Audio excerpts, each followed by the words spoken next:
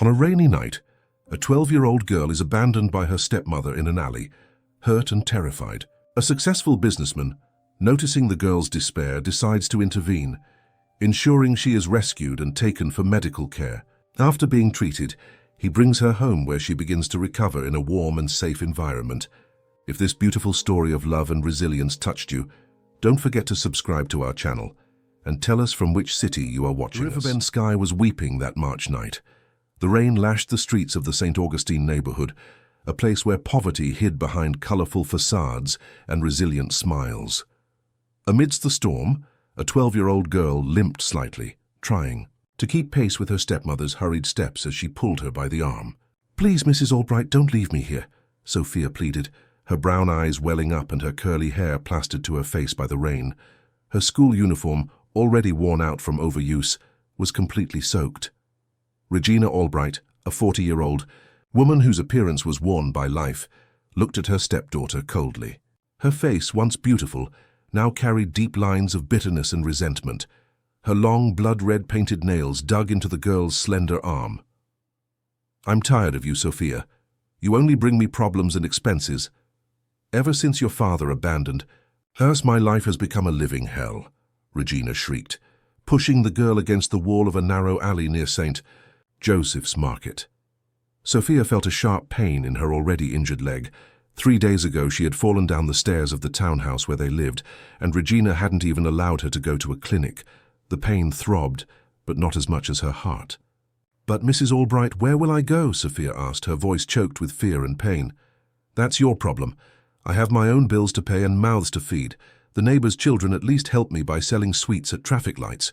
You only serve to spend what I don't have," Regina replied, adjusting her worn purse on her shoulder and turning her back on the girl. Sophia tried to follow her, but the pain in her leg made her stumble. The rain intensified and the yellowish lights of the streetlights barely illuminated the alley. The girl's thoughts raced desperately. The reason for her abandonment was no secret. Ever since Claude, her father, had left to try his luck in the inland territories, promising to send money that never arrived, Regina had changed. Debts piled up, and alcohol became her constant companion. Sophia went from being a daughter to a burden in a matter of months. "You can't do this. My father will come back, he promised," Sophia cried out to the receding silhouette, but her voice was swallowed by the sound of the rain and the cars passing on the nearby avenue. Regina didn't even look back. She disappeared around the corner, leaving Sophia alone, trembling with cold and fear. The girl slid down the wall until she sat on the wet ground, hugging her knees, the tears now mixed with the rainwater, streaming down her face. At that very moment, on the other side of the city, in the upscale Ocean View neighborhood, Bernard Covington was ending a meeting in his penthouse office in a corporate building overlooking the sea. At 45, Bernard was one of the most respected real estate magnates in the coastal region. Descendant of a traditional family from the Riverbend area, he had multiplied his inherited fortune with intelligent investments and a social vision that set him apart from other businessmen. "The community center project in Oakhaven is approved, Mr. Covington," announced Josephine, his longtime secretary, handing him a folder with documents. "The mayor called personally to thank you." Bernard smiled, satisfied. For years he had dedicated part of his resources to social projects, especially those aimed at children and adolescents. A personal tragedy motivated him, though few knew the details. "Excellent, Josephine. Tomorrow I want to start the process of hiring the local team, priority for residents of the region," he replied, putting the documents in his leather briefcase. Josephine nodded, admiring her boss's determination. "Are you going straight home? The rain is terrible." "Yes, Teresa must be worried. You know how she gets on stormy days," he commented, referring to his wife.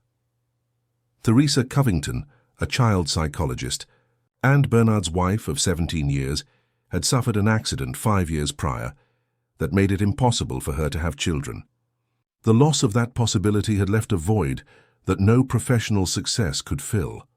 The couple had attempted adoption, but the bureaucratic and lengthy process had discouraged them after 3 frustrated attempts. Bernard said goodbye to Josephine and went down to the garage where his driver, Silas, awaited him in the black sedan. Let's take the fastest route, Silas. This rain won't let up. Yes, sir. But I heard on the radio that there's a traffic jam on King's Highway. We can try an alternative route through downtown, the driver suggested, starting the vehicle. Do as you think best, Bernard replied, opening his laptop to review some emails. Traffic was chaotic as expected. Riverbend, with its deficient drainage system, turned into a labyrinth of flooded streets during heavy rains. Silas, knowing the city like few others, navigated through secondary streets trying to avoid the most critical points. It was when they passed near St. Joseph's Market that Bernard, distracted by work, felt the car abruptly slow down. "What happened, Silas?" he asked, looking up from the screen. "Sir, look there." The driver pointed to a small, solitary figure huddled in a narrow alley. "It looks like a child." Bernard narrowed his eyes and saw Sophia, soaked and trembling, sitting on the ground with her head between her knees. Something in that scene deeply touched him. "Stop the car, Silas." "But, sir, in this rain." "Stop the car," he repeated firmly. Silas obeyed, parking near the entrance of the alley. Bernard took his umbrella and got out, walking quickly to the girl. As he approached, he better perceived her state. Her wet clothes, disheveled hair, a face marked by tears, and more alarmingly, what appeared to be an injury on her leg. "Hello," he said, crouching down to her height, shielding her from the rain with the umbrella. "Are you all right? Do you need help?" Sophia looked up, startled. Distrust was evident in her gaze. Years of living with Regina had taught her to be cautious with strangers, especially well-dressed men. "I'm fine, sir, just waiting for the rain to pass," she replied, trying to sound convincing, but her trembling voice betrayed her. Bernard noticed the fear in her eyes and recoiled slightly, giving her space. "Are you waiting for someone? Your parents must be worried about this storm." Sophia's eyes filled with tears again. "I don't have anyone waiting for me," she murmured, so softly that Bernard almost didn't hear her over the sound of the rain. At that moment, Silas approached, also concerned. "Sir, the girl seems to be hurt," he observed, noticing how she protected her leg. Bernard followed the driver's gaze and saw the injury now more clearly. "That looks serious. You need a doctor." "I can't afford a doctor," Sophia replied automatically, repeating what she always heard from Regina. Her words, so direct and resigned, caused a pang in Bernard's chest. There was something profoundly wrong with that situation, and he couldn't simply ignore it. "Are you alone here?" he asked gently, already suspecting the answer. Sophia hesitated. Distrust fought against the need for help. Finally, with a choked voice, she confessed, "My stepmother left me here. She said she doesn't want me anymore." The revelation hit Bernard like a punch. Abandoning a child, especially in those conditions, was unforgivable. His decision was immediate. "I'll help you.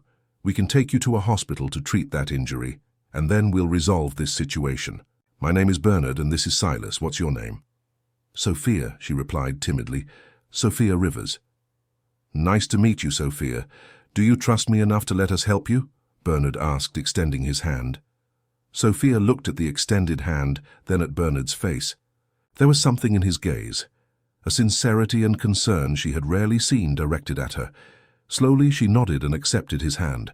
Silas promptly approached to help her up, noticing how she avoided putting weight on her injured leg. "I'll carry you to the car if you don't mind," the driver offered. Carefully, Silas picked her up in his arms, and Sophia, exhausted and too weak to resist, allowed herself to be carried to the vehicle.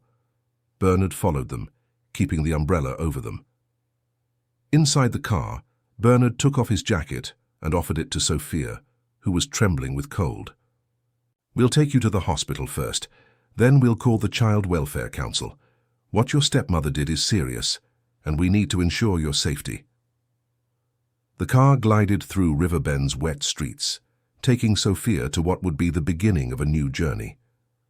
In the back seat, wrapped in the warm jacket and feeling strangely safe for the first time in a long time, the girl watched the city lights through the foggy window while Bernard made a call. "Teresa, it's me. I'm going to St. John's Hospital. No, I'm fine, but I found a girl. Yes, a child. She needs help and I thought you'd want to be there. I'll explain better when I arrive. Can you go there? Thanks, love. Hanging up, Bernard looked at Sophia in the rearview mirror. The girl had fallen asleep, exhausted by the day's events. Her face, even in sleep, carried an expression of worry that no child should have. Silas, call Dr. Carmen, too. Tell her it's an emergency and that I need the best pediatrician in the hospital available when we arrive. Yes, sir, Silas replied, already dialing the number as he skillfully drove through the flooded streets. Bernard looked at Sophia again.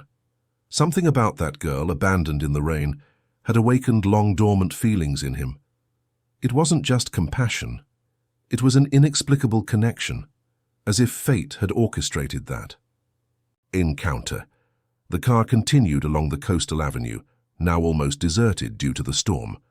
In the distance, St. John's Hospital, one of the best equipped in the city, began to appear, its lights offering a promise of safety and care that Sophia had not experienced in a long time. When they arrived at the hospital, Teresa was already waiting for them at the emergency entrance, sheltered from the rain by the canopy. Her face, marked by serene beauty and eyes that revealed a sensitive soul, showed concern. Seeing her husband carrying the sleeping girl, something stirred within her, a maternal instinct long suppressed. "Bernard, what happened?" she asked, approaching quickly. "I found her abandoned near St. Joseph's Market. Her stepmother left her there in the rain with an injured leg," he explained, as medical staff already brought a stretcher for Sophia. Teresa looked at the girl with compassion and indignation. "How can someone do that to a child?" she murmured, more to herself than to her husband. The answer to that question would be more complex and painful than any of them could imagine at that moment. And so began the journey that would intertwine the destinies of Sophia, Bernard, and Teresa in ways that would forever transform the lives of all three. St. John's Hospital, with its pastel-toned walls and characteristic antiseptic aroma, welcomed Sophia on that stormy night. In the pediatric ward, Dr. Carmen Fields, a middle-aged woman with perceptive eyes behind red-framed glasses, carefully examined the girl's leg. "The injury isn't recent," the doctor observed, giving a meaningful look to Teresa, who remained by the stretcher, holding Sophia's hand.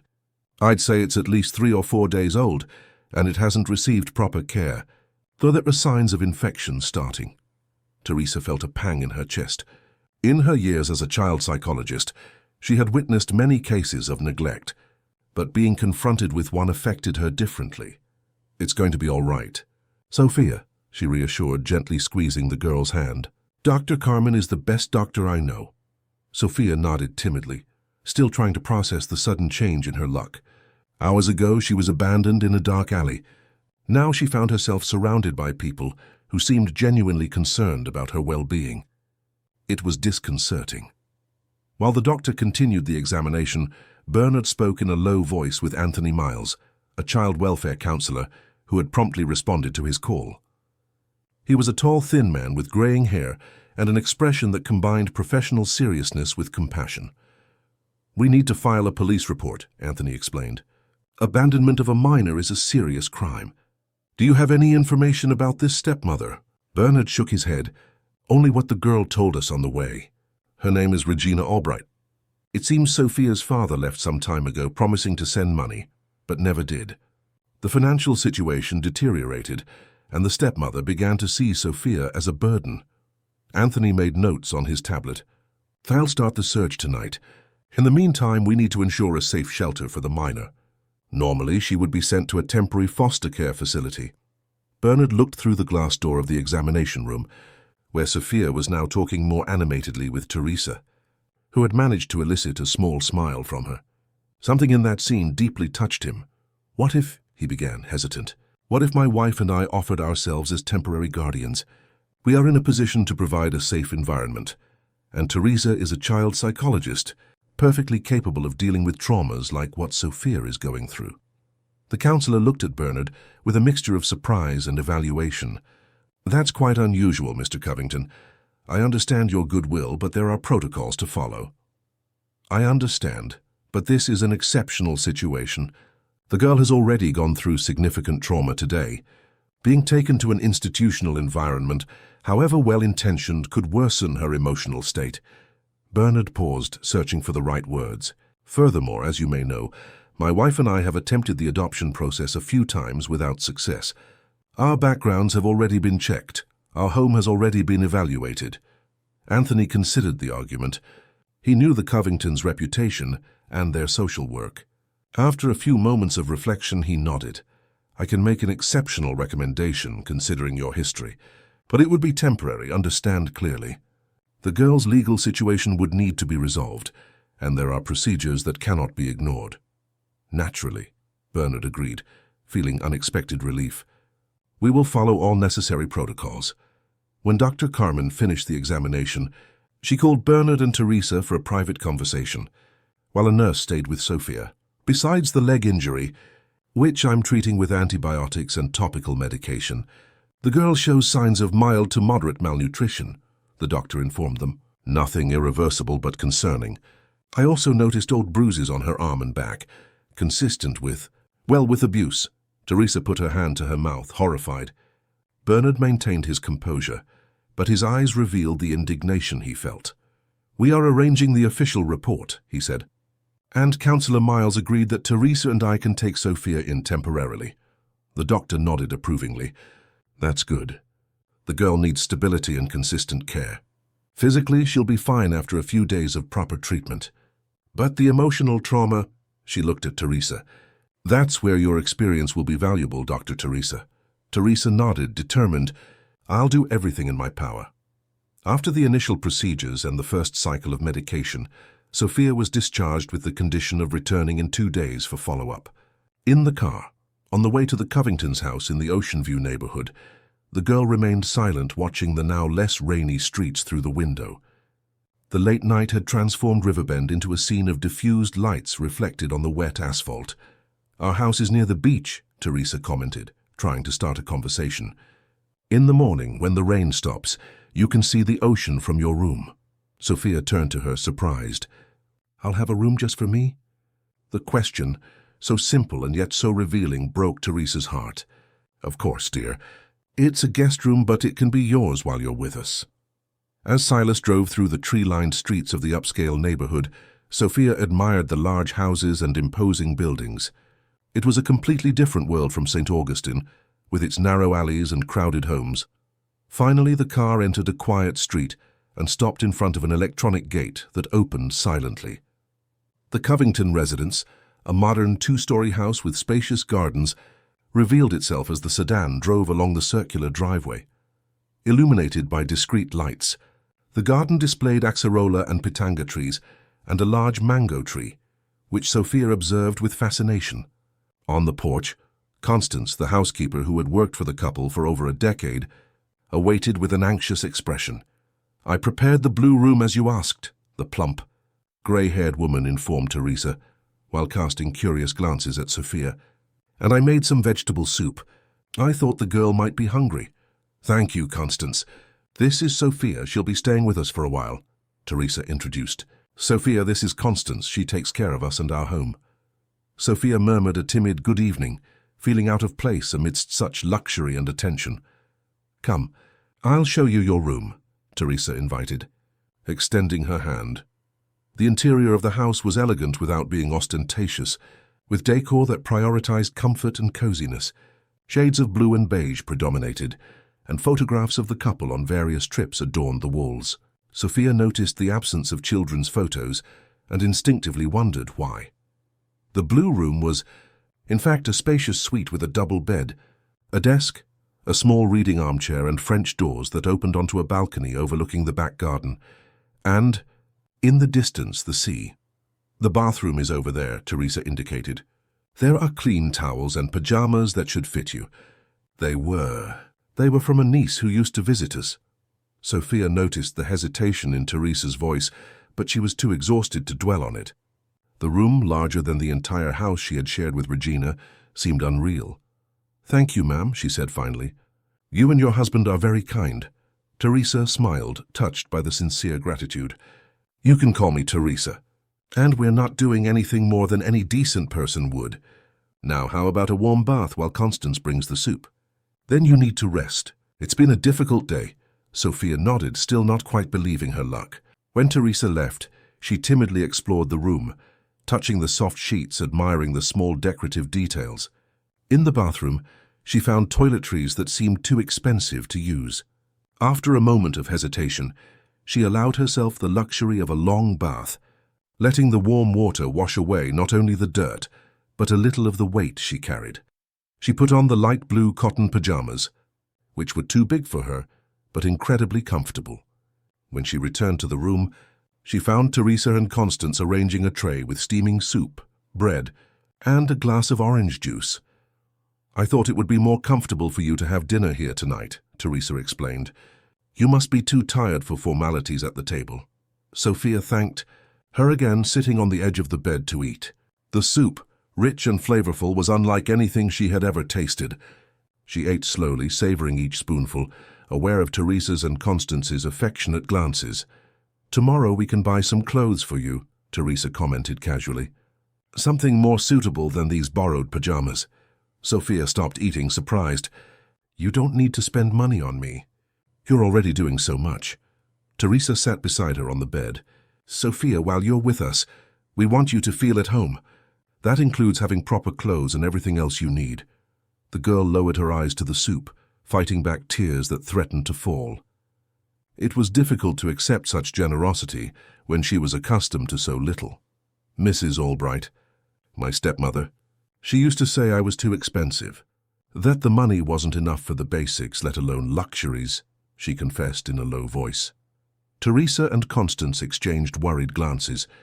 "Well, it's different here," Teresa stated firmly. "And you deserve to be treated with dignity, Sophia. That's not a luxury, it's your right." After finishing her meal, exhaustion finally overcame Sophia. Teresa helped her settle into the large bed, covering her with a light duvet. "We'll be in the room at the end of the hall if you need anything," she informed her. "Don't hesitate to call any time." Sophia nodded sleepily. Before Teresa left, however, the girl gathered courage to ask the question that bothered her. "What's going to happen to me now?" Teresa turned, feeling the weight of that simple question. "Now you rest. Tomorrow Bernard and I will talk to you about the next steps. But I can guarantee one thing. You are safe here. No one will abandon you again." Satisfied with the answer, Sophia finally allowed herself to relax. Seconds later, she was fast asleep, exhausted by the day's events. In the hallway, Teresa found Bernard, who was waiting for her. Together, they went to the living room where Constance served hot tea. "How is she?" Bernard asked. "Physically exhausted, emotionally," Teresa sighed. "It's too early to tell.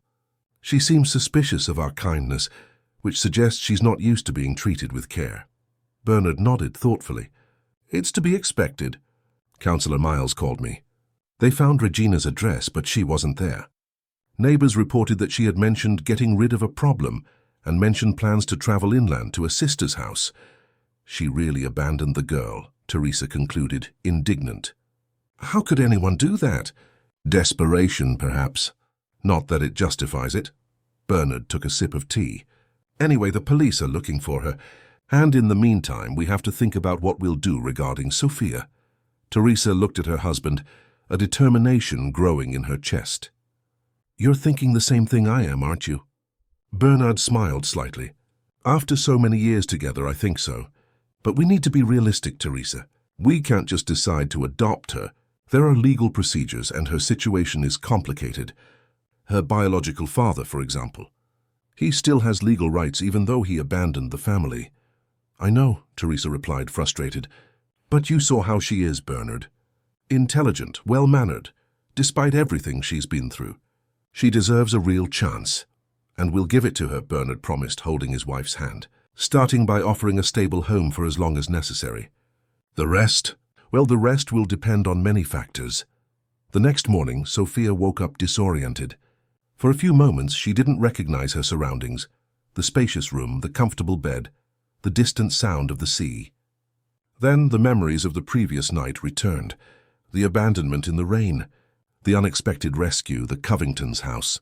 She sat up in bed, observing the sunlight streaming in through the partially open French doors. The rain had stopped, and an intense blue sky announced a typical riverbend day. In the distance, she could really see a strip of greenish-blue sea. A soft knock on the door interrupted her contemplation. Constance entered carrying a tray with breakfast. "Good morning, Sophia. Did you sleep well?" the housekeeper asked with a warm smile. Sophia nodded, still shy. "Yes, ma'am. Thank you." Constance placed the tray on the table near the balcony. "Mrs. Teresa and Mr. Covington are having breakfast on the back porch. They asked you to join them when you're ready. No rush, you hear?" Mr. Covington cancelled his morning appointments. The girl looked at Constance in surprise. "He cancelled his appointments because of me." The housekeeper smiled, understanding the girl's disbelief. "Mr. Covington may seem serious, but he has a huge heart. Now have your breakfast and get dressed. I've set aside some clothes that might fit you until we buy new ones."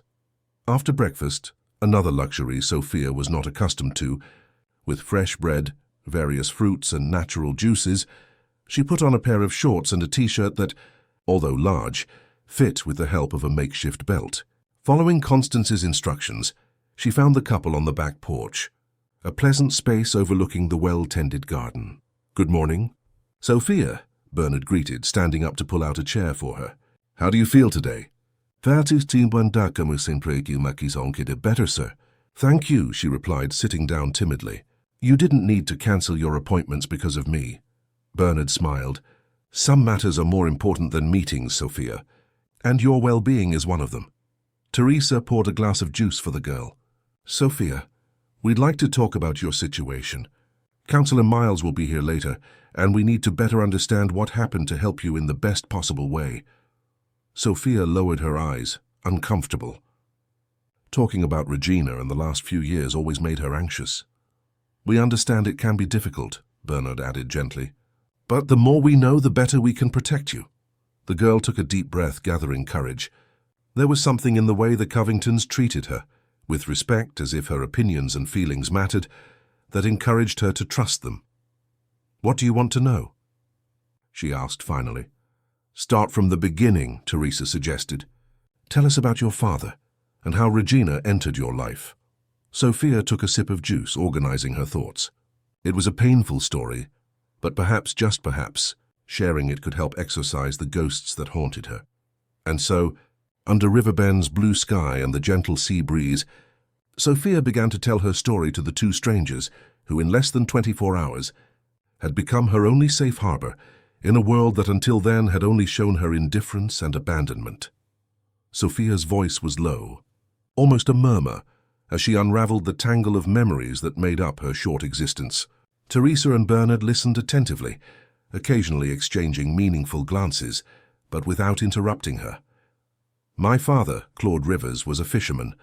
He was born in Oakhaven but worked his whole life at Riverbend's harbor," she began, her restless hands playing with the hem of the borrowed t-shirt. "My mother, Louisa, met him when she was 16. It was love at first sight, as Dad always said." A shadow of sadness crossed the girl's face. "Mom left when I was 5. Mosquito fever, hemorrhagic dengue, the doctors said. It was very quick." Teresa reached across the table, covering Sophia's hand in a silent gesture of understanding. The girl hesitated but did not withdraw her hand. "Dad was devastated. He loved Mom more than anything. For a while it was just the two of us. He tried to do everything, cook, do my hair for school, tell stories before bed. But I think the sadness was too great."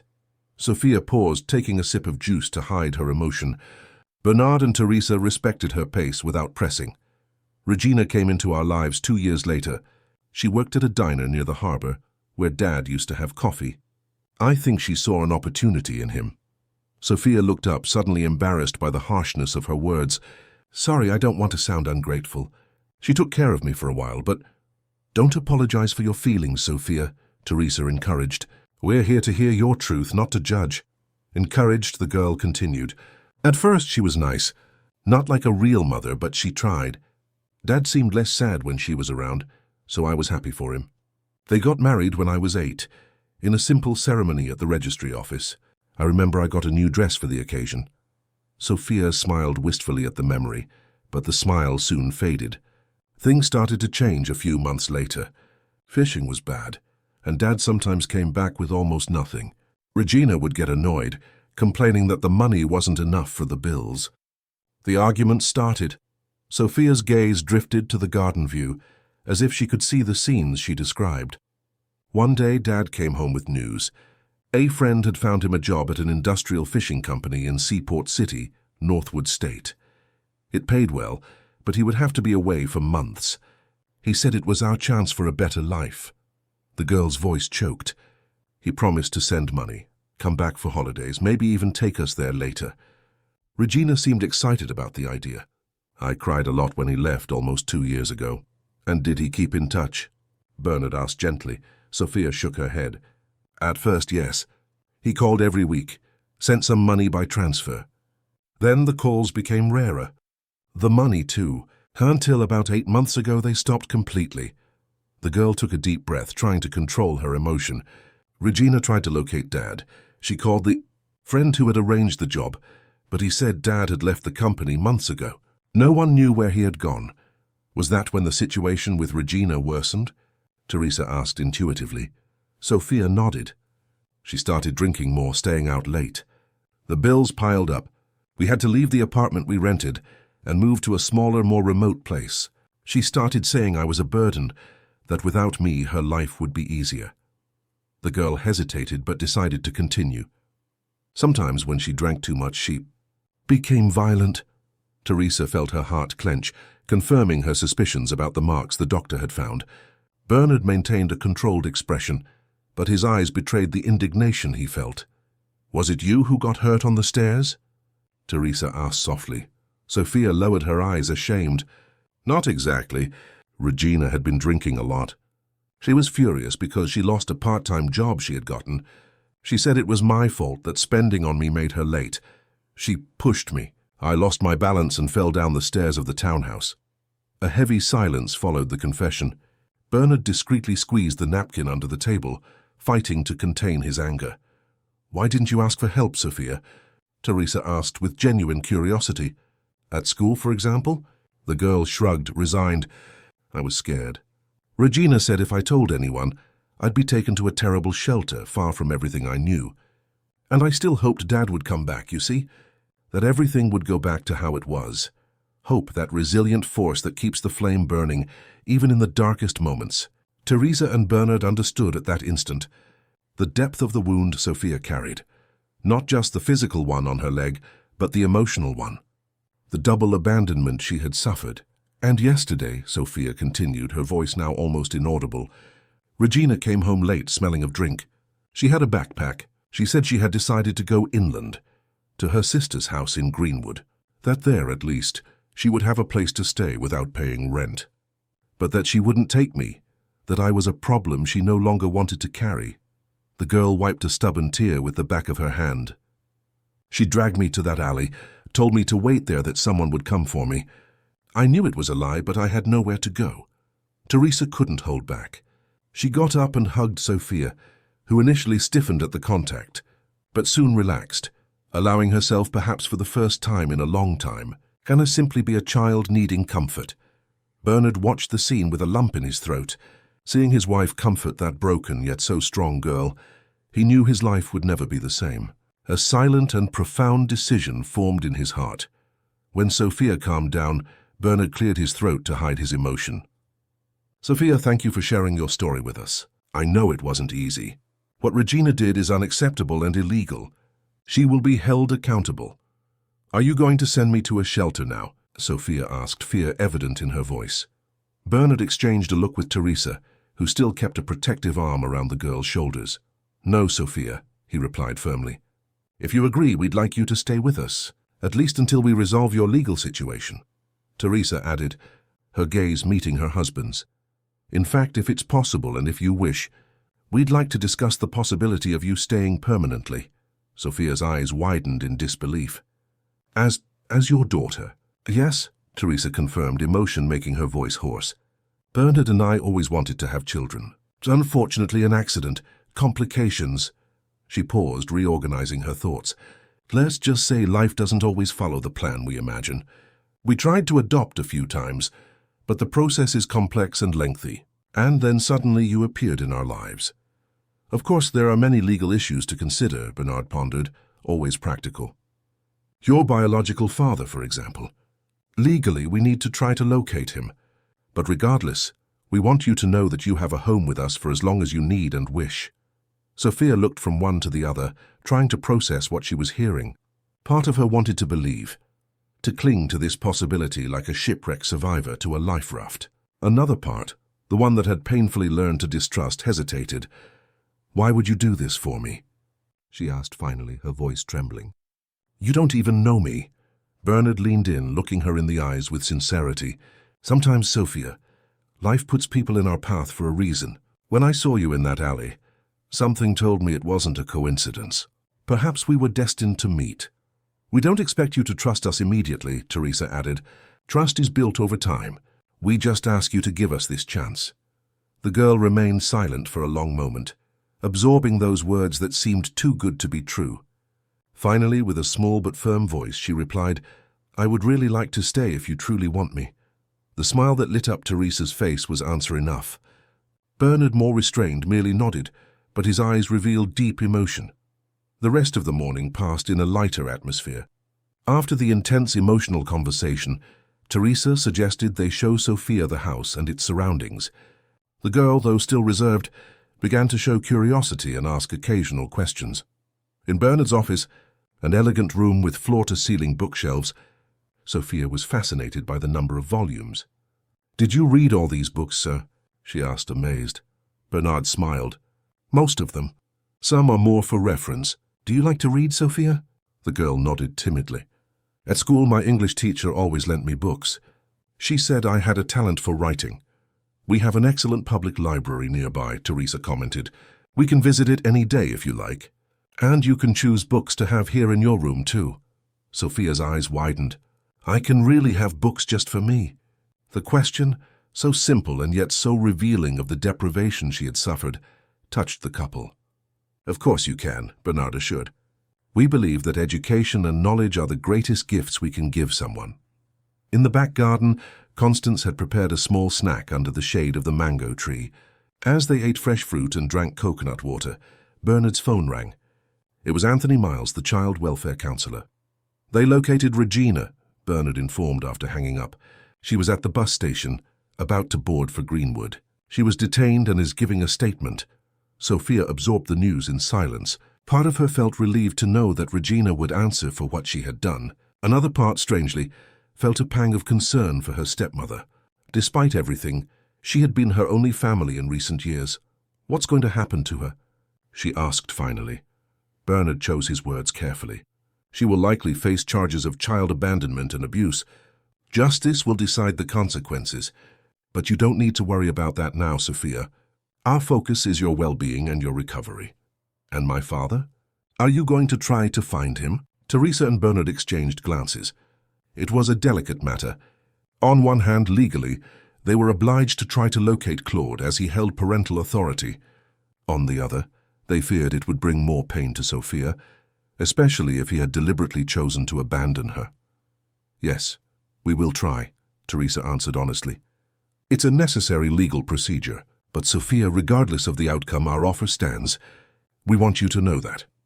The conversation was interrupted by the arrival of Anthony Miles, accompanied by a social worker, Dr. Julia Fields, a middle-aged woman with a serene expression and an attentive gaze.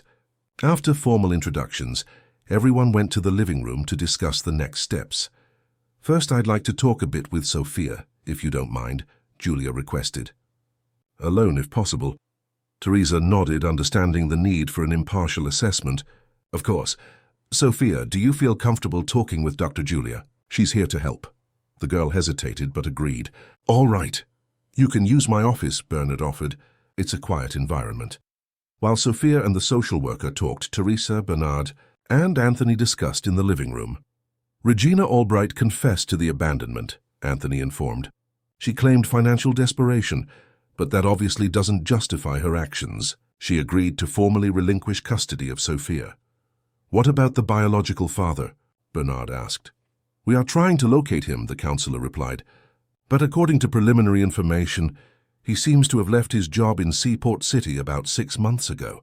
There are records that he boarded an industrial fishing vessel bound for the African coast, but nothing confirmed since then." Teresa sighed, thinking of Sophia and the hope the girl still held of seeing her father again. "And in practical terms, What does this mean for Sophia's situation? It means you can apply for temporary guardianship while we try to locate the father, Anthony explained. If he is not found within a reasonable period, or if he formally relinquishes custody, as Regina did, the path to formal adoption would be open. Bernard, who had remained thoughtful, finally spoke. We have already decided, Anthony. We want to proceed with the guardianship process, with the intention of adoption if circumstances permit. I know there are risks, that the father could appear at any moment and claim custody, but we are willing to face them. Teresa squeezed her husband's hand, moved by his determination. Anthony observed the couple with approval. He knew the Covingtons' reputation, their previous adoption attempts, and the personal tragedy they had faced. If there was a home where Sophia could flourish, it was there. Then I will initiate the procedures, the counselor decided.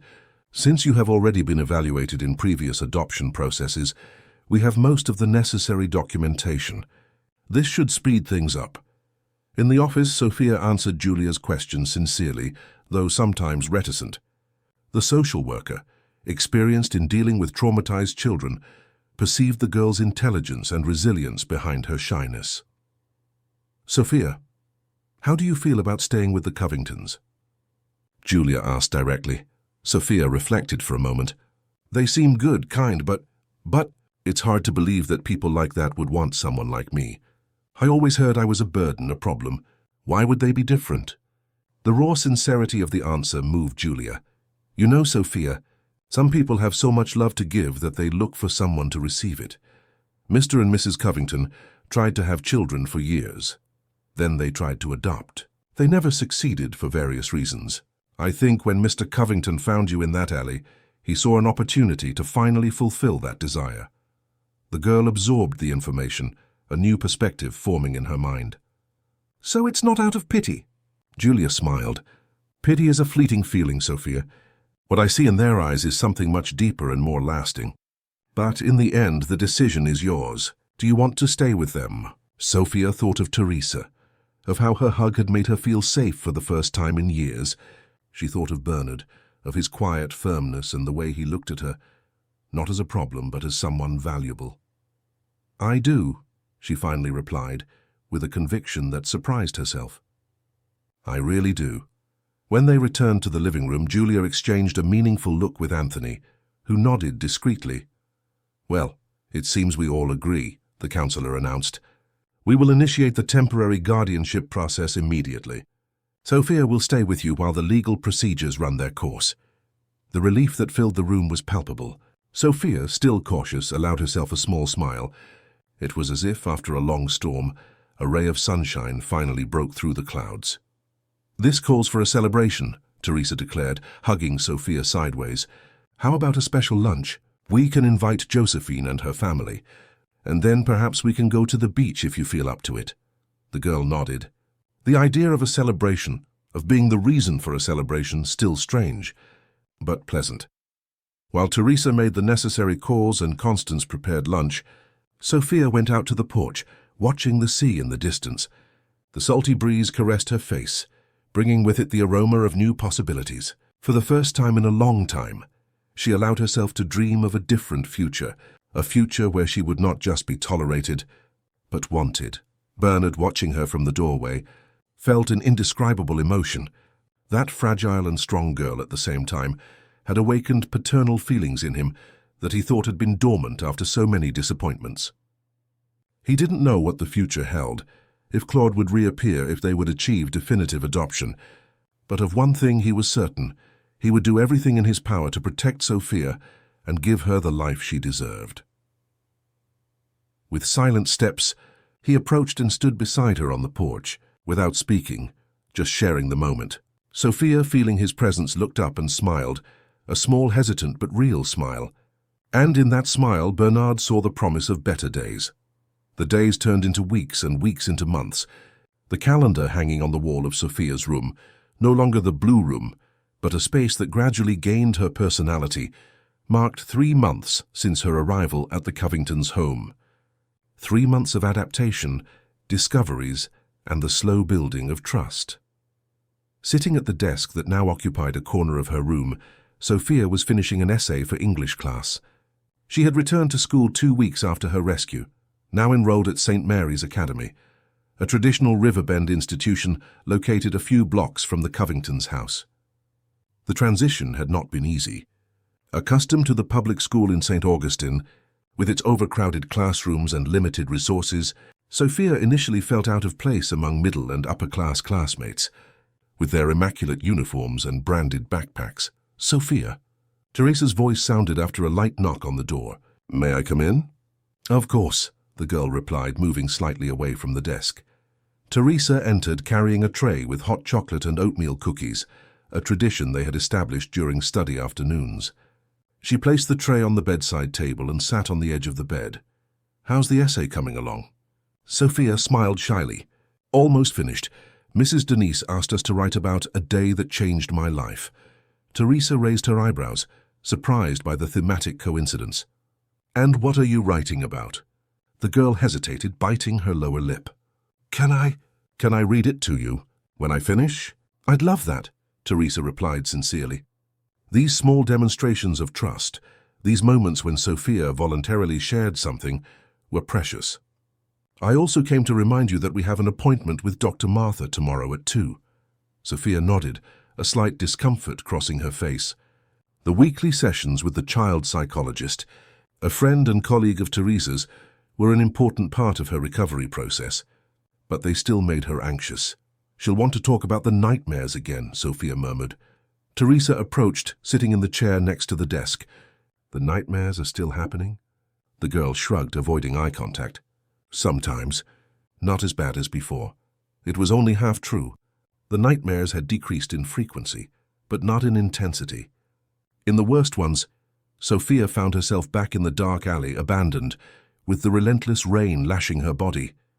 In others, Regina returned to take her away, dragging her back to a life of deprivation and fear. And there were those where her father returned, not to rescue her, but to take her away from the Covingtons, away from this new home she was beginning to love. Teresa noticed the hesitation. "Sophia, remember what we talked about trust. It works both ways. We trust you, and we hope you trust us enough to share what worries you." Sophia lowered her eyes to her restless hands in her lap. "I'm scared," she finally confessed. "Of what, dear?" "That all this will end. That Regina will come back and take me away. Or that my father will appear and won't let me stay here, or that—" She hesitated, her voice choking. "Or that you'll realize you don't want me anymore." Teresa felt her heart clench at the raw sincerity of those words. After 3 months, after so much progress, Sophia still lived with the ghost of abandonment hanging over her head. It was understandable but painful to witness. "Sophia, look at me," Teresa asked gently, waiting until the girl looked up. "Regina formally relinquished her custody. She no longer has any legal rights over you. And as for your father," she paused, choosing her words carefully, "we continue to search, because it's your right to know what happened to him. But even if he appears, he'll have a lot to explain about having abandoned you. A judge will consider your well-being above all else." "And what about you?" Sophia asked, almost in a whisper. "What if you change your minds?" Teresa smiled, moved by the vulnerability of that question. "Sophia, every day that passes, Bernard and I are more certain that you are the daughter we always wished for. We are not offering a temporary home. We are building a family. And real families don't give up on each other no matter what." The girl absorbed those words, desperately wanting to believe them. And in fact, each day became a little easier. The Covingtons had consistently shown that their promises were not empty. From the first day, they treated her not as a guest or a charity, but as an integral part of the family. Bernard, initially more reserved, had revealed himself to be an attentive and patient father. Despite his busy schedule, he always found time to help Sophia with her math homework, her favorite subject, or to take her to the park on Sundays where they played volleyball, a sport they discovered they both enjoyed. Teresa, with her affectionate nature, had filled the maternal void Sophia had carried since Louisa's passing, not trying to replace her, but offering a new kind of maternal love, respectful of the girl's history and memories. "You know what we can do?" Teresa suggested, trying to lighten the emotional mood. "After your appointment with Dr. Martha, we can stop by the bookstore to buy that book you mentioned, the one from the Teenage Witch series. What do you think?" Sophia's face lit up at the suggestion. Reading had become her refuge, and the Covingtons encouraged this habit in every possible way. Her room now housed a small bookshelf that gradually filled with fantastic adventures, mysteries and stories of overcoming adversity. "I'd love that," she replied, a sincere smile finally appearing. "Great. Now I'll let you finish your essay." "Don't forget the hot chocolate, it'll get cold," Teresa reminded, standing up. At the door she stopped and turned. "Sophia, one last thing. I'm proud of you. The journey we've taken these 3 months hasn't been easy, but you've shown incredible strength." The simple words, yet laden with truth, warmed Sophia inside more than any hot chocolate could. After Teresa left, the girl returned to her essay with renewed inspiration to finish it. Downstairs, Teresa found Bernard in his office, immersed in documents. Seeing her at the door, he looked up and smiled. "How's our girl?" "Our girl." The words flowed naturally now, without hesitation. Teresa smiled in response. "Working on her school essay. Still having nightmares, though she tries to hide it." Bernard nodded, understanding. "It's to be expected.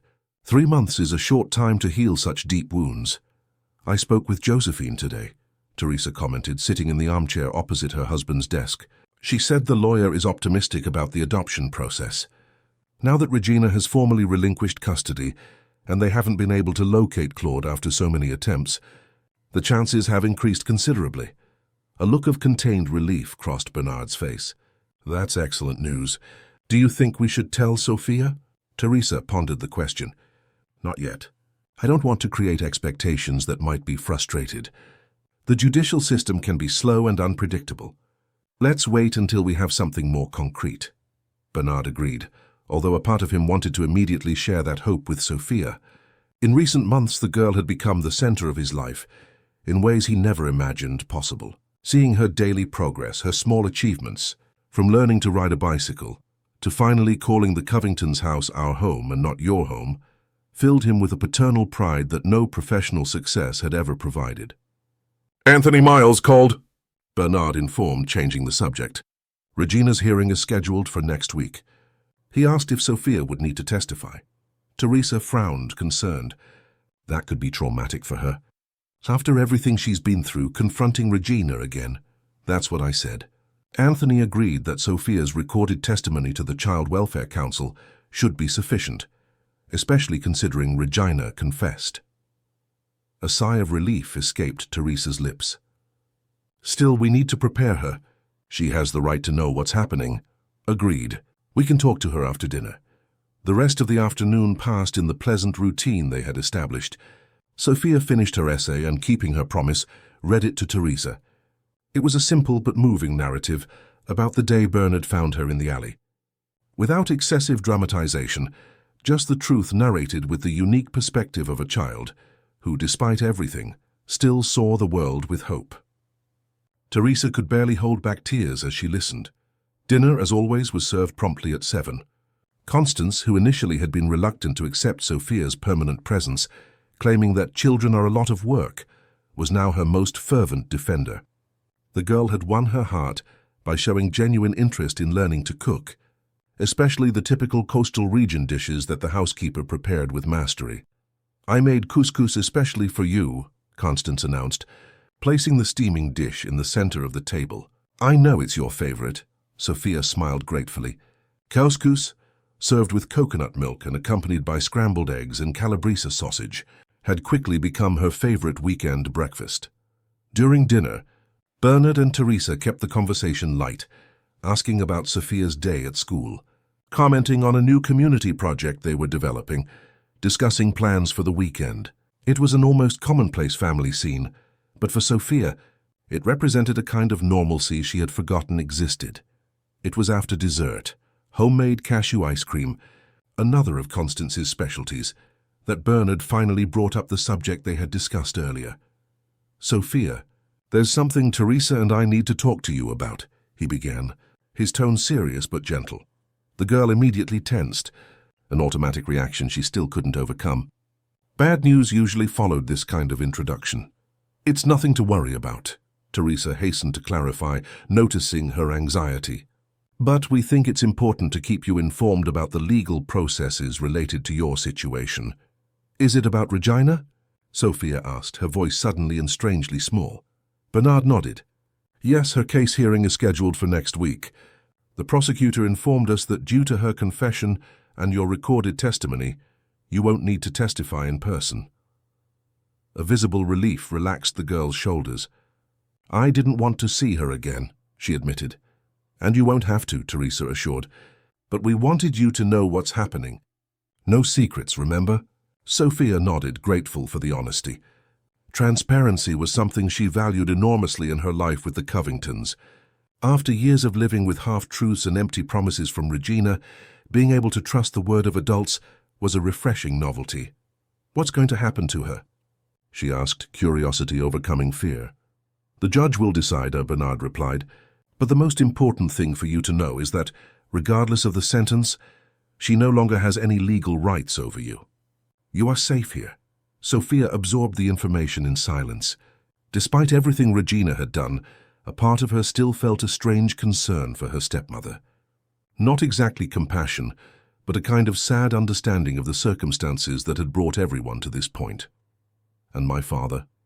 Haven't they found him yet? The question Teresa and Bernard feared but expected. They had decided to always be honest with Sophia about the search for Claude, even if the news was not what she wanted to hear. Not yet, Teresa replied softly. The last information we had is that he boarded a fishing vessel for the African coast over a year ago. We are trying to make contact through Brazilian embassies in the region's countries, but so far without success. Sophia lowered her gaze to her empty plate, processing. The hope of seeing her father again, of getting answers for his abandonment, became more tenuous with each new month without news. Part of her began to accept the possibility that she might never know what really happened to him. What if he never comes back?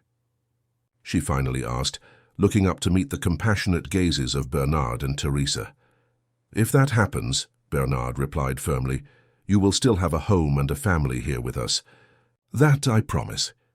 The silence that followed was interrupted by the sound of the telephone. Bernard excused himself to answer it, leaving Sophia and Teresa at the table. When he returned minutes later, his expression was a complex mixture of emotions. It was the lawyer, he announced, sitting down again. He received a communication from the Children's Court. Our request for definitive custody has been forwarded for final evaluation. The judge has scheduled a hearing for next month. Teresa covered her mouth with her hand, emotional. That's wonderful, Bernard. Sophia looked from one to the other, trying to process the meaning of that news. Does that mean... It means, Bernard explained, leaning in to take the girl's hands in his, that we are one step closer to making official what we already feel in our hearts, to making you legally our daughter. The words hit Sophia like a wave, washing over her with an indescribable mixture of emotions. Joy, relief, fear, hope, all blended in a whirlwind that left her momentarily speechless. Of course, we still have to go through the hearing, Teresa continued, trying to moderate expectations. The judge will ask questions, evaluate the situation, but our lawyer is confident, and we have all the positive evaluations from the Child Welfare Council and the social worker. Sophia remained silent tears beginning to stream down her face. Sophia? Bernard called, concerned. Are you all right? We know it's a lot to process, and we understand if you need time. I want to, she interrupted, her voice choked but firm. I really want to be part of this family, truly. The simple yet deeply sincere words broke the last emotional barrier Sophia still held. The sobs came next, not of sadness, but of a liberating catharsis. Teresa immediately got up and hugged her, and Bernard joined them, forming a protective circle around the girl who finally allowed herself to believe she had found her true home. Constance, who watched discreetly from the kitchen doorway, wiped her own tears with her apron.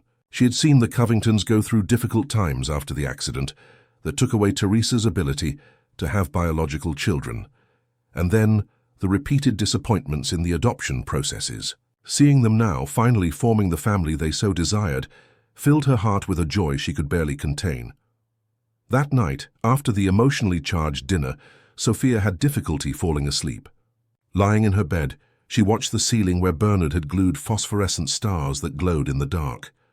Her thoughts wandered through everything she had experienced in recent months.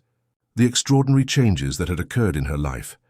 From the half-open window came the sea breeze and the distant sound of waves breaking on Ocean View Beach.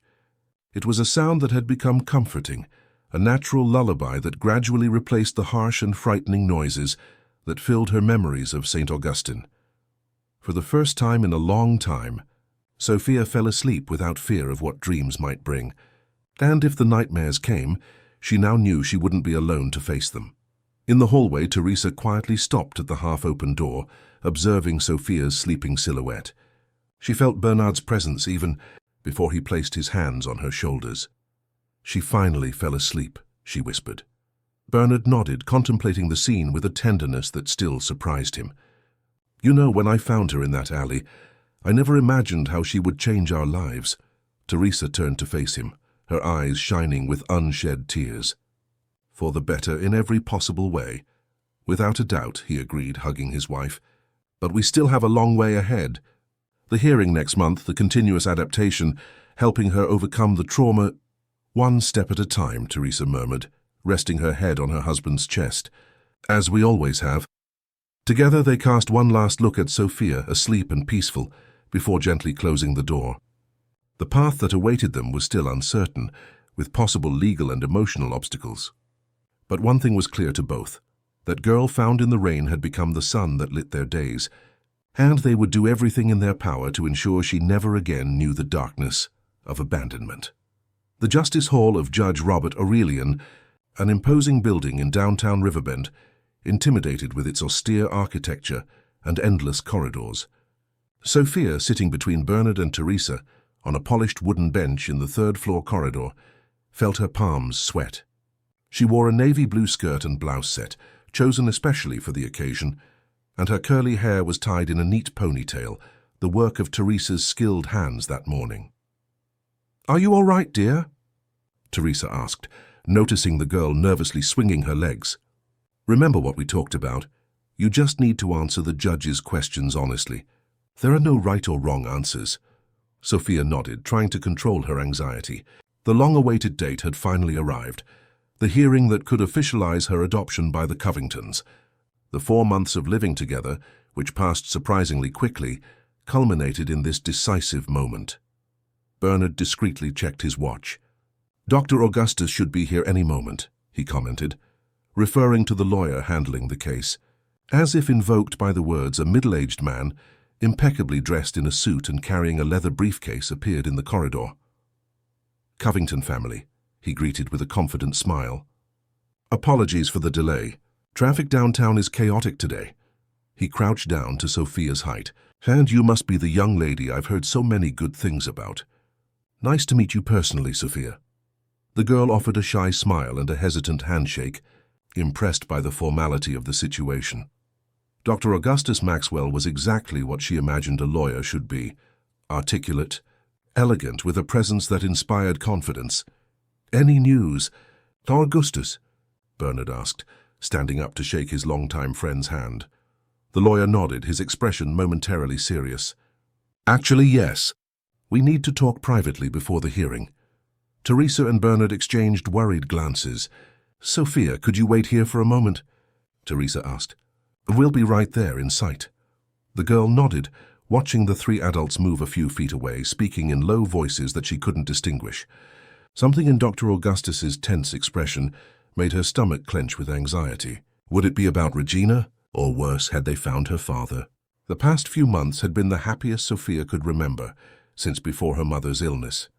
Life with the Covingtons had provided not only material comfort, but something much more precious: emotional stability, consistent affection, the sense of belonging she so longed for. At school, after the initial adaptation, she had started making friends. Her nightmares, though still occasional, gradually lost their intensity. And Teresa and Bernard, they had become in her heart the parents she had always wished for. The idea that something could threaten this new reality was simply unbearable. A few feet away, Dr. Augustus delivered the news in a grave tone. "We received communication from the Children's Court this morning. Claude Rivers has been located." Color drained from Teresa's face. "Where?" In Mozambique, of all possibilities. Apparently, he worked on fishing vessels for a few months, then got a job on land with a Brazilian construction company operating there. He was located through the Brazilian embassy. And what was his reaction?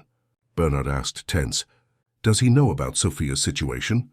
Dr. Augustus adjusted his glasses, clearly uncomfortable. He was informed and requested to return to Brazil immediately. He is currently on a flight expected to arrive tomorrow. Teresa felt her legs weaken. Bernard discreetly supported her, maintaining his composure despite the shock. This changes everything, doesn't it? He asked, though he already knew the answer. Not necessarily, the lawyer replied, trying to be optimistic. The abandonment is documented, and his history doesn't play in his favor. Furthermore, Sophia has clearly expressed her wish to stay with you. That carries significant weight. But he's the biological father, Teresa argued, her voice trembling. Courts traditionally favor blood ties. Not always, Teresa. Especially in proven cases of abandonment. The child's well-being comes first, and we have solid evidence that Sophia is thriving under your care. Bernard took a deep breath, gathering his strength. What happens now? Will the hearing be postponed? Probably yes. The judge will need to hear Claude, assess his intentions. But I suggest we proceed to the room anyway. We can explain the situation and formally request that temporary guardianship remain with you until the final resolution. Teresa instinctively looked at Sophia, who was watching them with visible apprehension. And what about her? How are we going to tell her? The question hung between them, heavy as lead. Dr. Augustus pursed his lips, considering the truth gently. She has the right to know, and hiding it would only complicate the situation. But I suggest you wait until after today's preliminary hearing. Bernard nodded, determined to maintain composure for everyone's sake. Let's go then, one step at a time. Returning to Sophia, the three adults tried to hide their tension. Teresa sat down beside the girl again, holding her hand with a firmness that sought to convey more confidence than she actually felt. Is everything all right? Sophia asked, intuitively sensing that something had changed. Yes, dear, Teresa replied automatically, then reconsidered. They had promised honesty. Actually, there was a small procedural complication, but Dr. Augustus will sort it out. Don't worry. Before Sophia could question further, the courtroom door opened and a bailiff called their names. The moment had arrived. The room was smaller than Sophia imagined, with dark wood-paneled walls and a solemn air that commanded respect. The judge, Dr. Paul Meadows, a middle-aged man with graying hair and a serene expression, occupied the elevated central desk. To his right, a prosecutor organized documents, and to his left, a clerk prepared to record the session. We may begin, the judge announced after formal introductions. We are here to evaluate the request for full adoption of Sophia Rivers by the couple Bernard and Teresa Covington. Dr. Augustus stepped forward. Your Honor, before we proceed, I would like to inform you that we received relevant news this morning. Sophia Rivers' biological father, Mr. Claude Rivers, has been located in Mozambique and is returning to Brazil. In light of this new circumstance, I request that temporary guardianship remain with my clients until we can hold a supplementary hearing with Mr. Rivers present. A murmur of surprise went through the room. Sophia felt the world spin when she heard her father's name. He was alive. He was coming back. The implications of this hit her with full force, leaving her momentarily breathless. The judge frowned, considering the information.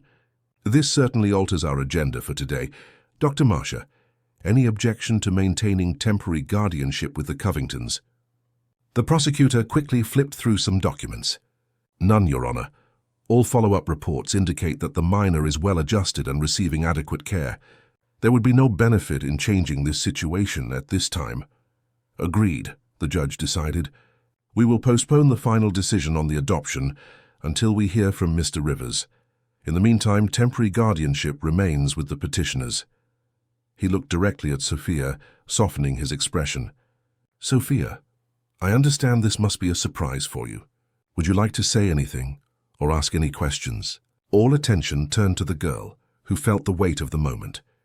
The revelation about her father still reverberated in her mind, mixing with conflicting feelings of hope, fear, anger, and confusion. My father, she began hesitantly, her voice almost inaudible. "Does he know where I am? Does he want to see me?" The judge looked briefly at Dr. Augustus, who nodded discreetly. "From what we've been informed, yes, Sophia. He expressed a desire to see you as soon as he arrives in Brazil." Sophia lowered her eyes, processing the information. She felt Teresa's hand squeeze hers in silent support.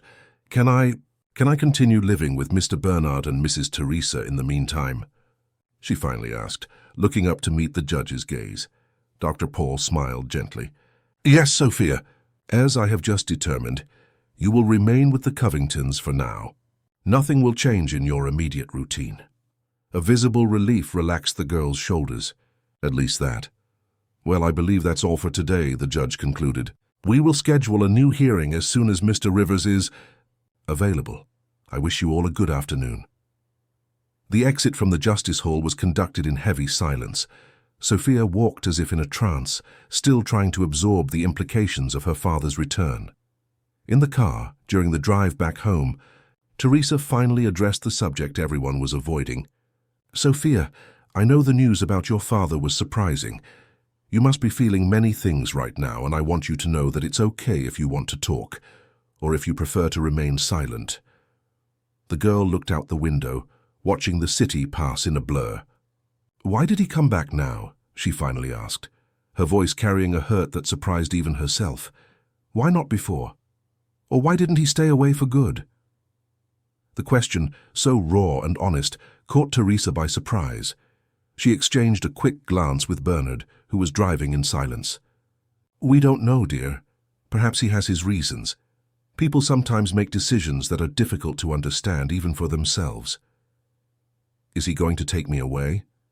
The question that truly mattered finally articulated. Bernard adjusted the rearview mirror to look briefly at Sophia. "We don't know what he intends, Sophia, but one thing is certain: we will fight for you, and your opinion carries weight in this decision." The judge made that clear. "I want to stay with you," she stated, conviction rising in her childlike voice. Even if I want to see my father, I want to continue being part of your family." Teresa felt tears welling up, but held them back. It was not a time for emotional fragility. Sophia needed her strength now. "And you are, Sophia. Regardless of what happens in the coming days, you are already our daughter in everything that truly matters." Upon arriving home, Constance awaited them anxiously for news. Immediately sensing the tense atmosphere, she asked no questions. Instead, she announced that she had prepared Sophia's favorite lunch, fish stew with pirão. "I'm not hungry," Sophia murmured, heading directly to her room. "Let her process," Bernard advised when Teresa made a move to follow the girl. "She needs space." In her room, Sophia sat on the edge of her bed, staring at the framed photograph on the bedside table. It was an old photo, recovered from the belongings Anthony Miles had retrieved from the old house in St. Augustine. It showed Claude younger and smiling, holding baby Sophia in his arms with Louisa by his side, radiant with happiness. That image captured a perfect moment, a promise of family that had gradually disintegrated after her mother's passing. Sophia had spent much time in recent months looking at that photo, trying to reconcile the image of the loving father with the man who had abandoned her to her fate. And now he was coming back. What did that mean? Part of her, the little girl, who had never stopped hoping for his return, felt a spark of joy and hope. Another part, the one that had grown up quickly amidst difficulties, feared that his presence would threaten the new life she had built with the Covingtons. A gentle knock on the door interrupted her thoughts. "Sophia, may I come in?" It was Bernard, his voice characteristically calm. "Yes," she replied, putting the photo back in its place. Bernard entered carrying a tray with a sandwich and a glass of juice. "Constance insisted you need to eat something," he explained, placing the tray on the desk. "And I agree with her." He sat beside Sophia on the bed, maintaining a respectful distance. It was something she had always appreciated about him, how he seemed to instinctively understand her boundaries, never forcing intimacy, but always available when she sought him out. "You must be confused," he commented, looking at the photograph Sophia had been contemplating. "It's natural." "Do you think he'll want to take me?" she asked directly, something she felt comfortable doing only with Bernard. Teresa, though, loving and understanding, sometimes reacted with too much emotion, which made Sophia filter questions to protect her. Bernard considered the question seriously. "Honestly, I don't know. It depends on the reasons that brought him back, on how he views his responsibilities as a father." "He didn't care before," Sophia observed bitterly. "Why would he care now?" "People change, Sophia. Sometimes they realize their mistakes and try to correct them. Other times they have different motivations." Bernard paused, carefully choosing his next words. "What I need you to know is that, regardless of his intentions, Teresa and I will prioritize your well-being above all else, including above our desire to have you as our daughter." Sophia looked at him surprised. "What does that mean?" "It means that if, after talking to your father, you feel you want to give him a chance, that you want to try to rebuild that relationship, we will support your decision. It would be painful for us, but your right to know and reconnect with your biological father is something we respect." The sincerity in Bernard's words moved Sophia. While Regina had always made decisions based solely on her own interests, here was someone willing to put her feelings first, even if it meant losing something precious. "I don't want to leave," she stated with conviction. "I want to see my father, to know why he abandoned us. But this is my home now. You are my family." Bernard smiled, touched by the declaration. "Thank you for saying that, Sophia. It means a lot to us. Now how about eating a little? We need strength to face whatever comes." After Bernard left, Sophia picked up the sandwich and began to eat mechanically. Her thoughts swirled in a whirlwind of possibilities and scenarios for the imminent meeting with her father. Downstairs, Teresa was on the phone with Dr. Augustus, seeking more information about the legal situation. Bernard joined her after leaving Sophia's room. "How is she?" Teresa asked, covering the phone's mouthpiece. "Strong, as always.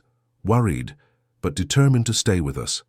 Teresa nodded, returning to her conversation with the lawyer.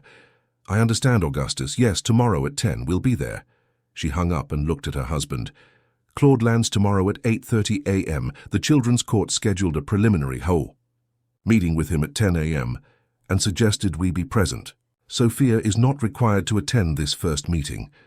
It's better that way. It gives us time to assess the situation before exposing her to a possible confrontation." Teresa ran her hands over her face, exhausted. "What do you think he wants?" "Bernard, after almost 2 years without contact, why come back now?" Bernard sat beside her on the sofa, thoughtful. "It could be genuine regret, or," he hesitated, or he might have heard about our financial situation. It wouldn't be the first time someone tried to exploit that." Teresa frowned, the possibility never having occurred to her. "Do you think he might be coming back for money? It's a possibility we can't ignore.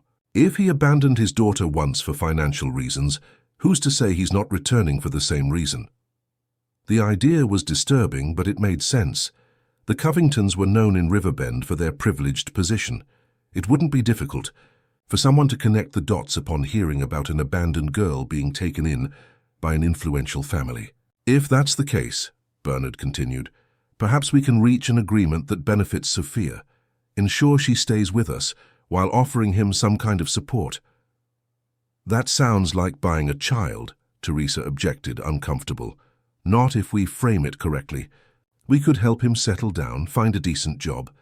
That would allow him to be part of Sophia's life without having to take on a responsibility he's clearly not prepared for." Teresa sighed, tired. "Let's see what he has to say tomorrow. I don't want to prejudge, although it's hard not to after everything Sophia has been through." Night fell over the Covingtons' house, bringing with it a palpable apprehension. Dinner was silent, each family member lost in their own thoughts. Sophia, though she tried to maintain a normal appearance, was clearly worried. After helping Constance clear the table, a task she had voluntarily taken on since her arrival, she asked to retire early. "Of course, dear," Teresa agreed. "Rest well. Tomorrow could be an intense day." Sophia nodded, understanding what was left unsaid. "Will you wake me before you leave to meet my father?" Teresa and Bernard exchanged glances. "If you want, yes," Bernard replied. "But we think it's better for you not to go to this first meeting. We want to assess the situation first." "I understand," Sophia said, a maturity beyond her years permeating her voice. "Good night, then." After a hug from each of them, something that had become a comforting nightly ritual, Sophia went up to her room. But sleep did not come easily. Lying in the dark, listening to the distant sound of the sea, she relived memories of her father, his easy smile, the smell of salt that always accompanied him, the stories he told about fantastic sea creatures. What would it be like to see him again after so long? Would he recognize her? Would he have changed as much as she had? And more importantly, did he really want her back, or, as Bernard subtly suggested, were there other reasons for his return? As sleep finally claimed her, the last image in her mind was of the day Claude left, waving from the bus with promises of a better future on his lips. A future that had never materialized. In the master bedroom, Teresa and Bernard also found it difficult to sleep. Lying side by side in the dim light, their hands intertwined, they silently shared the fear of what tomorrow might bring. "What if we lose her?" Teresa whispered, finally verbalizing the fear that haunted them both. Bernard squeezed her hand gently. "We won't lose her, Teresa. Sophia is a part of us now, and we will fight for her with all the resources we have." "But what if it's not?" "Enough? The law often favors biological parents, you know that. The law also considers the best interests of the child, and Sophia has made it clear where she wants to be." Teresa turned to face him in the darkness. "Promise me we won't give up, no matter what." "I promise," he replied firmly. "Sophia deserves all our effort, and then some." With that promise hanging between them, the couple finally fell asleep, mentally and emotionally preparing for the confrontation that awaited them the next morning. A confrontation that could redefine the future of their newly formed family. The meeting room at the Riverbend Children's and Youth Court had pastel-toned walls and colorful posters about children's rights, in an evident attempt to soften the institutional environment. Bernard and Teresa Covington waited, sitting side by side, their hands occasionally touching in search of mutual support. Dr. Augustus organized documents on the table in front of them, while Anthony Miles, the child welfare counselor, spoke in a low voice with social worker Julia Fields. "He's late," Teresa commented, discreetly checking her watch for the third time in 5 minutes. Bernard covered his wife's hand with his own. "Calm down, the flight might have been delayed, or perhaps traffic is complicated." At that moment the door opened, and Dr. Paul Meadows, the same judge who had presided over the interrupted hearing the day before, entered accompanied by a man who immediately captured everyone's attention. Claude Rivers seemed to have aged 10 years, not just 2. The once jovial face Sophia remembered from memories and photographs was thinner, marked by pronounced expression lines. His black hair now showed grey streaks at the temples, and his posture, once upright like a fisherman accustomed to the sea, was slightly stooped. He wore a dress shirt and jeans, both noticeably new, as if he had made an effort to appear presentable. His eyes, however, remained the same, deep brown like his daughter's, now scanning the room with a mixture of apprehension and defiance. When his gaze met Bernard's, an almost palpable tension filled the air. "Good morning, everyone," the judge greeted formally. "Mr. Rivers arrived recently from Mozambique and agreed to immediately participate in this preliminary meeting. I appreciate everyone's presence. Our objective here is to establish initial contact and discuss the next steps regarding the situation of the minor Sophia Rivers." Claude sat in the chair indicated by the judge, holding himself erect as if preparing for battle. His gaze alternated between the documents on the table and the Covington couple. "Before we formally begin," the judge continued, "I would like to clarify that this is not a hearing but a preliminary conversation to align expectations. Mr. Rivers has only had a few hours to absorb the situation, and we all want what is best for Sophia." Claude cleared his throat, breaking his silence. "Where is my daughter?"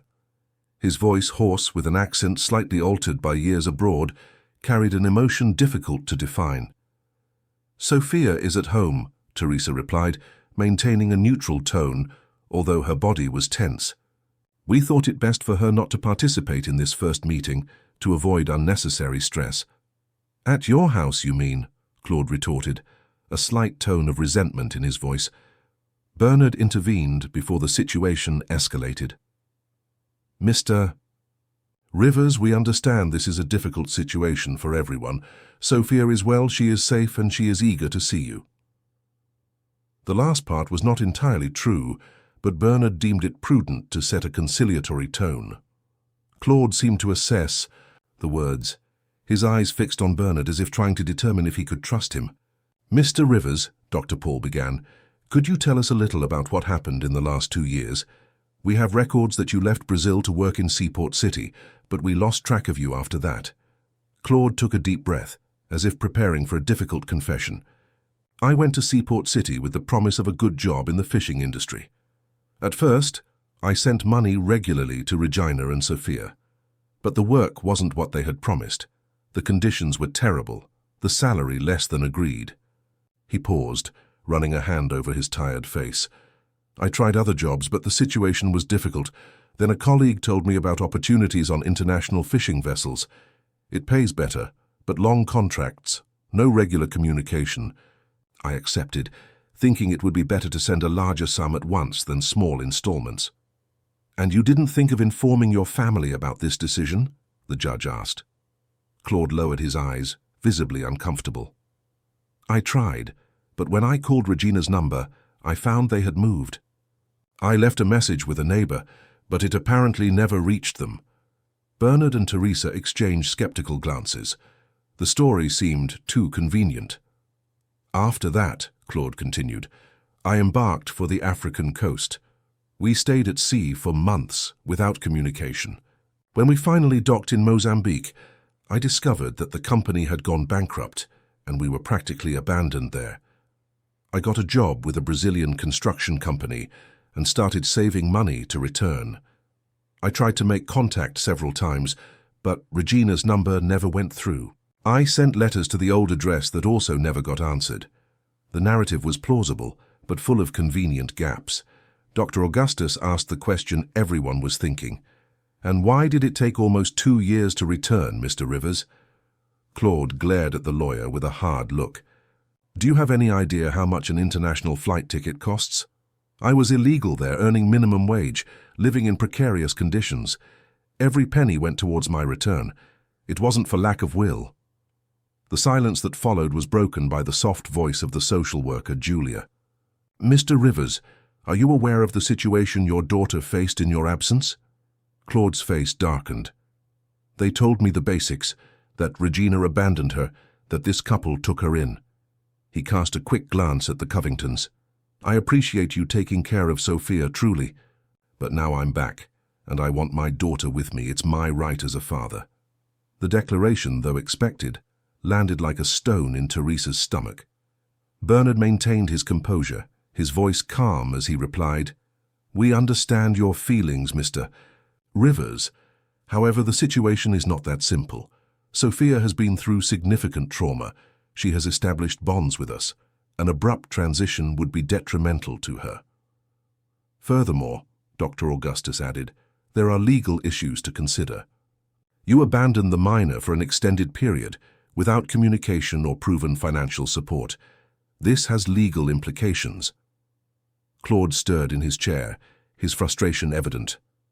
I didn't abandon anyone. I'm explaining what happened. It was a series of unfortunate circumstances. The judge raised his hand in a conciliatory gesture. No one is making definitive accusations, Mr. Rivers. We are merely clarifying the facts. What we need to determine now is the best way forward, primarily considering Sophia's well-being. And her well-being is to be with her father, Claude stated with conviction. I'm the only family she has. Teresa couldn't hold back. With all due respect, Mr. Rivers, that's not true. In recent months, we have become family to Sophia. She is adjusted, attending a good school, receiving psychological support to overcome the traumas of abandonment. Tearing her away from this stable environment would be traumatic. Claude stared at Teresa intensely. You are not her mother. You never will be. The words, sharp as razors, hit Teresa at her most vulnerable point. Bernard immediately noticed and intervened. "Mr. Rivers, no one here is trying to replace anyone.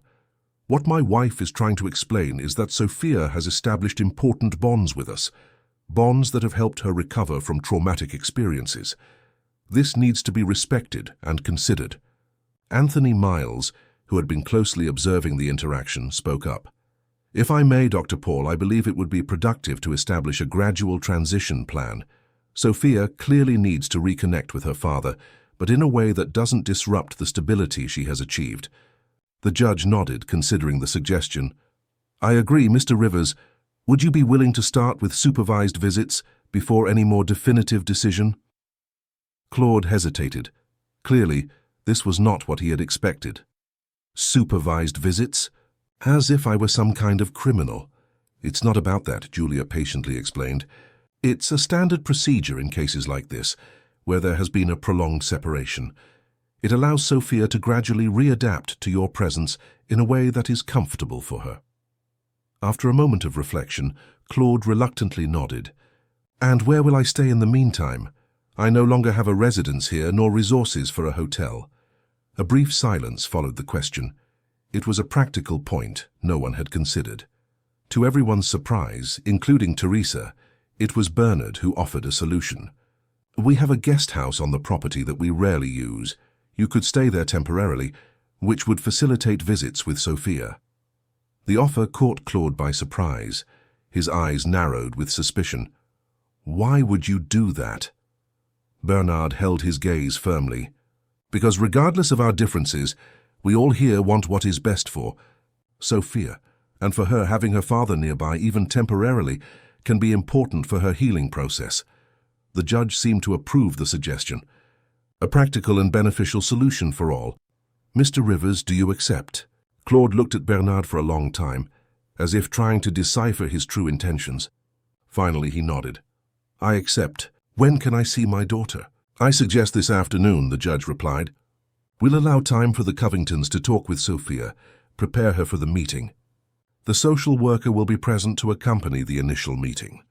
With the arrangements made, the meeting was adjourned.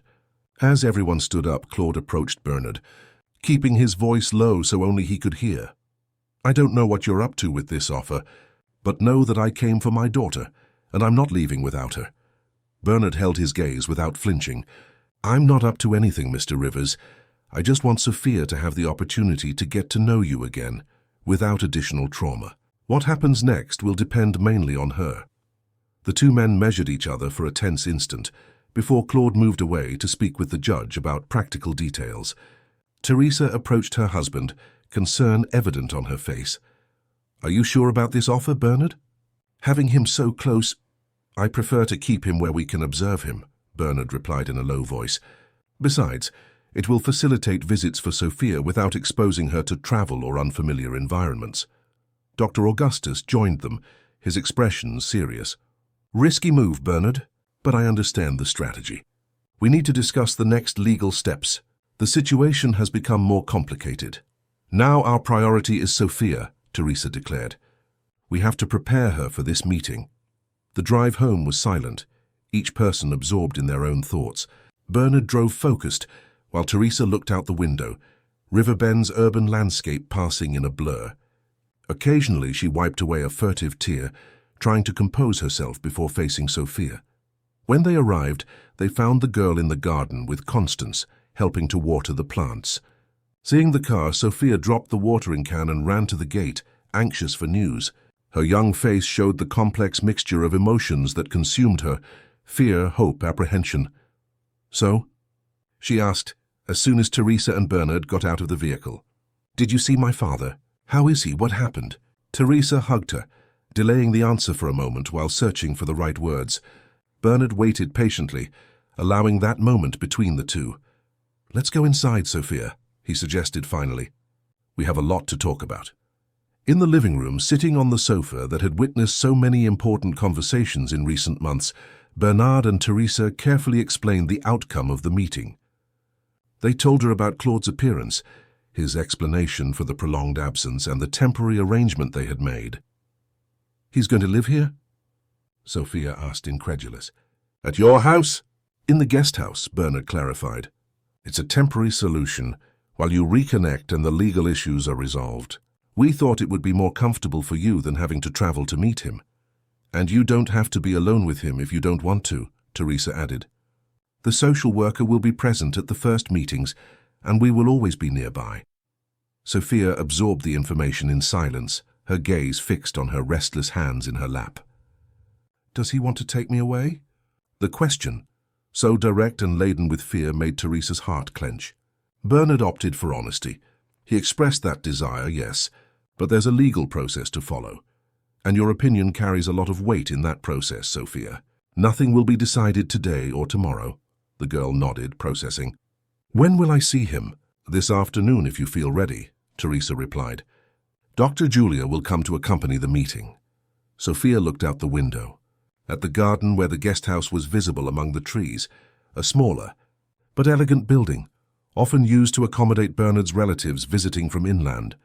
The idea of her father, that almost mythical figure from her memories occupying that space, seemed surreal. I'm scared, she confessed finally, her voice almost inaudible. What if he doesn't like the person I've become? And what if I don't like the person he's become? Teresa sat beside her, putting her arm around her shoulders. Both are real possibilities, Sophia. 2 years is a long time and you've both changed. But facing that fear is important, even if the result isn't what you expect. It's part of the healing process. What if he wants me to choose between you and him? The question revealed Sophia's deepest fear. Bernard knelt in front of her, seeking her gaze. Sophia, listen to me. We will not allow you to be put in that impossible position. If your father truly loves you, he will understand that your well-being comes first, and that includes respecting the bonds you have formed with us. Bernard's words, firm and comforting, somewhat calmed the emotional storm Sophia was facing. She nodded, a determination growing in her eyes. I want to see him today. I need to know why he left us. The afternoon arrived quickly. Sophia changed her clothes 3 times, undecided on how she wanted to present herself to her father. Finally, she chose a simple blue cotton dress, neither too formal nor too casual. Teresa helped her arrange her hair, partially braiding it to frame her face. You look beautiful, she commented, moved to see how Sophia had transformed in recent months. Not just physically, with fuller cheeks and slightly taller stature, but mainly in her gaze, which now carried a confidence that didn't exist when she first arrived at that house. Julia Fields arrived punctually at 3 o'clock, carrying a folder with notes and an encouraging smile for Sophia. Ready? She asked gently. Sophia took a deep breath and nodded, though her whole body trembled slightly. Teresa and Bernard accompanied them to the porch, where they agreed to wait. The meeting would take place in the garden, under the large mango tree that provided ample shade. Claude was already waiting there, standing, visibly nervous. He had changed from his morning meeting clothes into a polo shirt and light trousers, new clothes that Bernard had provided, along with other basic items for his stay. When he saw Sophia approaching with Julia, his face transformed. His eyes, so similar to his daughter's, filled with tears. Sophia, he murmured, almost voiceless. Sophia stopped a few steps away, studying the man in front of her. The memories she held of her father, a strong, smiling man, full of sea stories, seemed difficult to reconcile with the more aged and visibly emotional figure she now saw. Look at you, Claude continued, his voice choked. You've grown so much. You're almost a young lady. 2 years is a long time, Sophia replied, her tone neutral, cautious. Julia indicated the garden benches under the mango tree. Shall we sit down? I'll stay here, but you don't have to worry about me. This moment is yours. With Julia discreetly positioned at a distance that allowed privacy without ceasing to supervise them, father and daughter sat down, still maintaining some space between them. The initial silence was uncomfortable, laden with unasked questions and unexpressed resentments. How have you been? Claude finally asked, a trivial start to such a charged conversation. Sophia shrugged. I'm fine now, before... Not so much. The answer, simple but full of meaning, made Claude visibly flinch. Sophia, I know there's no explanation that justifies what happened, but I need you to know that I never wanted to abandon you. But you did, she replied, the hurt finally finding a voice. You promised you'd send money. that you'd come back in a few months. But the money stopped coming, the calls too, and you never came back. Claude lowered his eyes. I know. And I'll carry that guilt for the rest of my life. But I need you to understand that I tried to come back. There were complications, problems I didn't foresee. The job in Seaport City wasn't what they promised. The fishing vessel in Africa turned into a virtual prison. Regina left me in an alley in the rain. Sophia interrupted, her voice trembling slightly at the memory. She said I was a burden, that without me her life would be easier. Where were you when I needed you, Dad? The word Dad, which escaped involuntarily, carrying with it all the emotional weight of an abandoned child, hit Claude like a physical blow. He covered his face with his hands for a moment, taking a deep breath to control his emotion. There isn't a single day I don't regret leaving, Sophia. If I could go back. He left the sentence unfinished, knowing that hypothetical wishes could not erase the real suffering his daughter had faced. What do you want now? Sophia asked directly. Why did you come back? The question caught Claude by surprise. He expected more recriminations, more questions about the past. His daughter's objectivity disconcerted him. I came back for you, of course, to rebuild our life together. Sophia studied her father's face, searching for signs of the sincerity she so wished to find. Where would we live? How would you support yourself? You don't even have a job here. The practical questions, so mature for a girl her age, were a painful reminder of the responsibilities she had been forced to assume prematurely. I have some savings, Claude replied, clearly not having thought this through in depth. We'd rent a place, I'd look for work at the harbor again.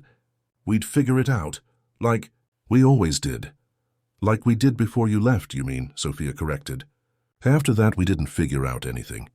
Regina drinking more and more, us moving to worse places, me having to miss school to help sell things at the market. Claude seemed genuinely surprised. Regina said everything was under control the few times I managed to talk to her. That you were getting by fine with the money I sent. What money? Sophia asked, confused. After the first few months, nothing else ever arrived. A heavy silence followed the revelation. Claude clenched his hands tightly, his knuckles whitening. I sent it, Sophia. Not much, but I sent it, at least for the first 8 or 9 months. The implication of what he was saying slowly formed in Sophia's mind. Do you think Regina kept the money without telling me? Claude nodded gravely. It seems so. But that doesn't absolve me of guilt. I should have checked, insisted more, found a way to talk directly to you. Sophia processed the information in silence. It was another layer of betrayal from Regina, but as her father pointed out, it didn't completely absolve him. And now you want me to come with you, to start from scratch with no guarantees? She finally asked. Sophia, I'm your father, Claude replied, as if that were enough. I know I made mistakes, but now I'm here to correct them. Those people. He made a vague gesture towards the main house. They may be rich and well-intentioned, but they're not your family. I am. The words, though expected, provoked an unexpected reaction in Sophia. A sudden clarity, as if a fog had lifted, allowing her to see the situation in its entirety for the first time. You're wrong, she said, surprising herself with the firmness of her voice. Bernard and Teresa became my family in these months. They took me in when they had no obligation to do so. They cared for me, listened to me, respected me. Do you know when was the last time I felt truly safe and loved before them? When Mum was still alive. Claude recoiled as if slapped. The mention of Louisa, the wife he had loved so much and whose loss had devastated him, brought a new dimension to the conversation. Your mother, he began, his voice faltering. She would have been so disappointed in me. Yes, Sophia agreed, without cruelty, merely stating a fact. But I think she would also be happy to know that I found people who care for me, as she would have. A single tear rolled down Claude's face. He quickly wiped it away, trying to maintain his composure. You really like them, don't you? I love them, Sophia corrected simply. And they love me. Not as substitutes for you and Mum, but in a new, different and equally real way. Claude absorbed the words. Clearly, this was not what he expected to hear. He had imagined a resentful daughter, yes, but also eager for her father's return, ready to rebuild the life they had before. Instead, he found a girl who had moved on, who had built new bonds, and who looked at him not as the idealized paternal figure of his memories, but as a fallible man who had deeply disappointed her. "So you don't want to come with me?" he finally asked, the pain evident in his voice. Sophia hesitated, weighing her words carefully. "I don't want to lose you again, Dad. I want you to be part of my life. But my home now is with Bernard and Teresa. I feel safe, loved, stable there. I don't want to give that up." Julia, who observed the interaction from a respectful distance, made some discreet notes. The maturity with which Sophia expressed her feelings and needs was remarkable and important for the reports that would influence the judicial decision. Claude remained silent for a long moment, visibly processing what he had heard. When he finally spoke, his voice was calmer, resigned. "I understand. I can't say it doesn't hurt to hear that, but I understand. You've grown up, Sophia. You had to grow up too fast, partly because of me. I don't want you to leave again," Sophia reinforced. "I want to get to know you again, hear your stories, know what happened in Africa, but as a visitor, not living together. At least not now." The proposal, so reasonable and mature coming from a 12-year-old child, made Claude look at her with a mixture of pride and sadness. "You look so much like your mother sometimes, not just physically, but deep down here." He touched his own heart. That same courage, that honesty. Sophia smiled shyly, the first genuine smile of the encounter.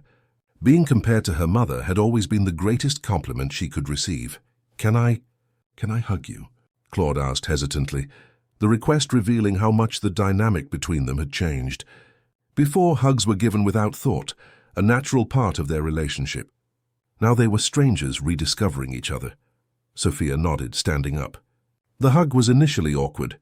Two bodies that no longer easily recognized the fit that had once been so natural.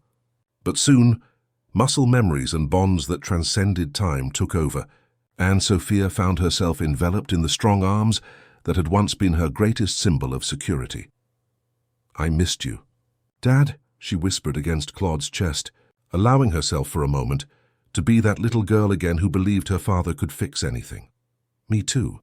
"My little one," he replied, his voice choked. "More than you can imagine." From the porch, Teresa and Bernard watched the scene from a distance, their hearts heavy with contradictory emotions. The relief of seeing Sophia bravely facing this encounter mixed with the fear of what it might mean for the future. They had begun to build together. The weeks that followed brought a new dynamic to the Covingtons' home. Claude's presence on the property, initially strange to everyone, gradually became integrated into the daily routine. The meetings between father and daughter, at first supervised by Julia, soon began to happen naturally. As trust slowly rebuilt, Sophia discovered a father different from what she remembered. Quieter, more reflective, carrying the weight of the experiences of recent years. Claude, in turn, came to know a transformed daughter, who had matured prematurely in his absence, developing a wisdom and resilience that constantly surprised him. On a particularly pleasant afternoon, the two walked along Ocean View Beach. It was a Sunday, and the Riverbend coastline pulsed with the typical weekend energy. Families spread on colorful towels, children running in the sand, street vendors offering coconut water and tapioca. "Remember when I taught you to swim?" Claude asked, looking at the calm sea ahead. "You were so afraid of the waves." Sophia smiled at the memory. "I remember. You held me in your arms and promised you wouldn't let go until I felt safe." "And I didn't let go," he confirmed, a nostalgic smile on his lips. "Even when my arms were numb from holding you so much." A comfortable silence settled between them as they continued walking, their feet leaving marks in the wet sand.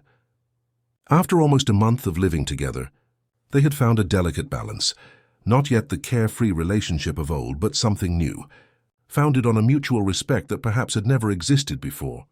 "I think I got a job," Claude announced suddenly. Sophia looked at him with surprise. "Really? Where?" "Fersendrad Swoopy Harbor. An old colleague works there now, in an administrative position. It's not at sea like before, but the pay is better, and the hours are more stable." "That's great, Dad," Sophia exclaimed, genuinely happy for him. Lately, she had realized how much the lack of purpose and stability affected Claude, especially while being hosted by the Covingtons. "When do you start?" "Next week, if all goes well. I'm already looking for an apartment to rent nearby." He paused, looking at his daughter sideways. "It's about half an hour's drive from the Covingtons' house, close enough for us to see each other regularly." Sophia absorbed the information, feeling a relief she hadn't expected. Part of her had feared that once settled, Claude would insist again that she move in with him. The fact that he was planning an apartment just for himself, considering the proximity for visits, showed that he was finally accepting her choice. "You're different." "Dad," she commented, observing him carefully. "More, I don't know, centered," Claude chuckled softly. "I guess almost losing everything does that to a person. It makes you reevaluate what really matters." He paused, breathing the salty air deeply. "You know what impressed me most these days here? Seeing how happy you are with them. Truly happy." Sophia picked up a shell from the sand, turning it between her fingers thoughtfully. "I am happy with them. They give me space to be myself, but they're also always there when I need them." "They are good people," Claude acknowledged, the words clearly not easy to admit. "Better than I initially wanted to believe." In the first few weeks, the relationship between Claude and the Covingtons had been tense, marked by mutual distrust. Bernard always cordial but distant, Teresa polite but protective, and Claude proud and defensive. But gradually, as they observed the genuine love the three had for Sophia, the barriers began to fall. "What happened with that adoption process?" Claude asked, looking at the horizon. Sophia hesitated. "It was a topic they meticulously avoided. It's suspended, I think, because of your return." Claude nodded, thoughtful. "And how do you feel about that?" "Honestly, Zad, I really wanted it to be official." Sophia gently kicked the sand. "But I understand things are complicated now." "They don't have to be," Claude replied, surprising her. Seeing his daughter's confused look, he elaborated. "I've been thinking a lot, Sophia, about what's best for you, about what it truly means to be a father." He stopped walking, turning to face her completely. "When I came back, I was determined to get you back, to return to how we were before. But I realized that's impossible. Not just because you've changed, I've changed, everything's changed, but because it might not be what's best for you." "What do you mean?" Sophia asked, her heart racing with a hope she feared to admit. "I mean that a real father puts his child's happiness above his own." Claude took a deep breath, as if gathering courage. "I've decided not to contest the adoption anymore. In fact, I intend to give my formal consent." Sophia's eyes widened, barely able to believe what she was hearing. "Are you serious?" "Yes, sir, completely. I've already spoken with Dr. Paul and the Covington's lawyer. Tomorrow I'll sign the necessary documents." He smiled at his daughter's astonished expression. "It doesn't mean I'm giving up on you, Sophia. On the contrary. It means I'm finally doing what's best for you, not for me." Tears began to stream down Sophia's face, an indescribable mixture of relief, gratitude, and love. She threw herself into her father's arms, hugging him tightly. "Thank you, Dad, thank you." Claude returned the embrace, his own eyes moist. "Don't thank me, little one. It's the least I can do after everything. Besides, I'm not going anywhere. I'll still be present in your life, just in a different way, as your biological father, who loves you regardless of legal papers." When they separated from the hug, Sophia wiped her tears, a radiant smile lighting up her face. "Bernard and Teresa will be so happy." "I know," Claude replied with a slightly melancholic smile. "Actually, they already know. We talked last night after you went to sleep." "You talked?" "Without fighting?" Sophia asked, surprised. Claude laughed. "Surprisingly, yes. It was enlightening. Bernard told me about his social projects, including a new one he's planning, a center for vulnerable children." Sophia nodded. "He mentioned it a few times." "It's an old dream of theirs." "Well, it happens that I'm considering working on this project once I'm settled.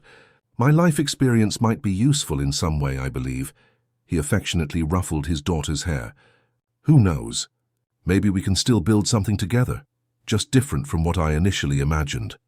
The sun began to set on the horizon, painting the sky with shades of orange and pink. Father and daughter contemplated the spectacle in silence, each absorbed in their own thoughts about the future unfolding before them, not what they had planned or expected, but perhaps exactly what they needed. 2 weeks later, in the same justice hall where months earlier they had faced the uncertainty of Claude's return, the Covingtons, Sophia and Claude himself gathered again before Judge Paul Meadows. The room, which had once seemed intimidating, was now illuminated by the soft morning light, creating an almost hopeful atmosphere. The process was surprisingly quick. With Claude's formal consent and all positive reports from the social worker and the Child Welfare Council, there were no legal obstacles to the adoption. When the judge officially declared Sophia the legitimate daughter of Bernard and Teresa Covington, even allowing her to adopt the family surname if she wished, no one could contain their emotion. "Sophia Rivers Covington," the girl murmured, testing how the name sounded. "I like that. Keeping Rivers is a way to honor my mother and my biological father, and adding Covington is embracing my new family too." Teresa hugged her tightly, tears of joy streaming freely. Bernard, normally so composed, could not hide the emotion that consumed him. Even Claude, who watched the scene with a mixture of melancholy and satisfaction, allowed himself a genuine smile. "Congratulations to all," the judge declared, visibly touched. In his years on the bench, he had rarely witnessed a case where all involved parties managed to overcome differences and resentments for the well-being of a child. "It's comforting to see that, despite all difficulties, you found a path that primarily benefits Sophia." As they left the Justice Hall, Riverbend's sunlight seemed particularly bright. Constance, who was anxiously waiting in the car with Silas, burst into congratulations upon hearing the news. Sophia was enveloped in another tight hug, this time from the housekeeper, who had initially been reluctant to accept her presence, but who now couldn't imagine the house without her. "This calls for a celebration," Bernard declared. "Constance, that special lunch we planned." "All ready, sir," the housekeeper confirmed proudly. "Just waiting for you all to arrive." The celebration at the Covingtons' house was simple but significant. Josephine and her family, Anthony Miles, Julia Fields, Dr. Augustus, Dr. Carmen, who first attended Sophia at the hospital, all those who had been part of the journey were present. Even some new friends from Sophia's school attended, filling the house with laughter and youthful energy. Amidst the festivities, Bernard asked for everyone's attention, raising a glass for a toast.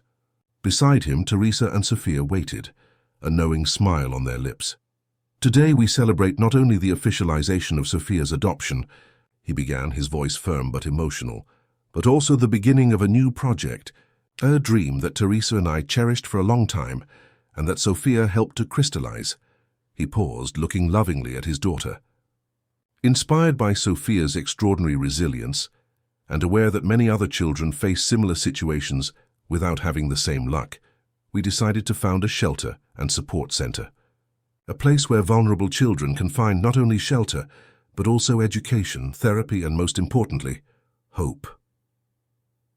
Murmurs of approval went through the room. Sophia, radiant, took the floor. "The center will be named Lily House, in honor of my mother, Louisa, who loved lilies. It will be a place where children like me can find a new beginning, regardless of the circumstances that brought them there." Teresa added, "We have already acquired the land in the Lambeth district. Construction will begin next month, and we hope to inaugurate before the end of the year. We count on all of you in different ways to make this project a reality." The guests applauded enthusiastically. Claude, who had been observing the scene from a more distant corner, approached Bernard after the applause subsided. "Is that offer to participate in the project still on the table?" he asked, his voice low but firm. Bernard nodded, extending his hand. "Absolutely. In fact, we were counting on it." The two men shook hands, sealing not exactly a friendship, perhaps that would take more time to develop, but definitely an alliance for a common goal. Teresa, observing the scene, felt a wave of gratitude. The path there had been tortuous and difficult, but the result exceeded all expectations. Time passed, as it always does, turning days into weeks, weeks into months, and months into years. Sophia grew, flourishing in the security and love of the family she had found in the most improbable circumstances. Claude kept his promise, remaining present in her life as a loving father figure, albeit in a different role than he had initially imagined. Lily House became a reality, not just a temporary center, but a true home for dozens of children who, like Sophia, had known abandonment and loss. Bernard and Teresa dedicated much of their time to the project, with Sophia frequently accompanying them after school. Claude eventually became the coordinator of recreational activities, using his experience as a fisherman to teach the children about the sea, navigation, and teamwork. On her 15th birthday, Sophia received a special gift, a leather-bound journal in blue with her full name engraved on the cover. "So you can record your journey," Teresa explained, handing it to her. Your experiences might inspire others one day. That night, after the celebrations, Sophia sat at her desk, now decorated with photographs of her life with the Covingtons, some old images of her biological mother, and even a recent photo with Claude on a boat trip. She opened the journal to the first blank page and began to write. My story didn't begin when I was abandoned in that alley, nor when I was rescued by Bernard. It began much earlier, with the love of my biological parents, continued through the difficulties with Regina, transformed with the Covingtons, and is still being written every day. I learned that family is not defined only by blood, but by daily choices of love and care. I learned that losses and traumas can be overcome, although they leave scars that remind us of where we came from. I learned above all that every person who crosses our path has the potential to transform our story, for better or worse. At Lily House, I see reflections of my own journey in the eyes of every child who arrives, some distrustful as I was, others full of premature hope, all carrying stories that deserve to be heard and respected. I don't know exactly what the future holds for me, but I know I want to continue this work in some way. I want to be for other children what Bernard, Teresa, and yes, even my father Claude, in his own winding path were for me, a bridge to a better future, living proof that difficult circumstances don't have to define an entire life. This is my story so far, incomplete, imperfect, but profoundly mine, and I am grateful for every chapter, even the painful ones, because they brought me here. Sophia closed the journal, looking out the window at Riverbend's starry sky. The distant sound of the sea, now as constant in her life as the love that surrounded her, lulled her thoughts. She remembered the dark alley where her life had almost ended, and contrasted it with the light that now filled her days. The journey had not been easy. There were still difficult days, occasional nightmares, moments of doubt and insecurity. But there was also joy, purpose, and a deep sense of belonging that no one could ever take from her.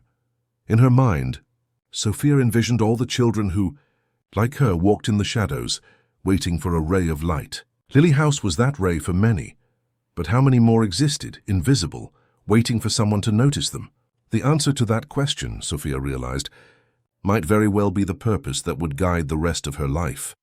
With this reflection, the girl found in the rain, now a young woman full of promises and possibilities, turned off the light in her room and fell asleep, secure in the knowledge that, whatever the future brought, she would never truly be alone again.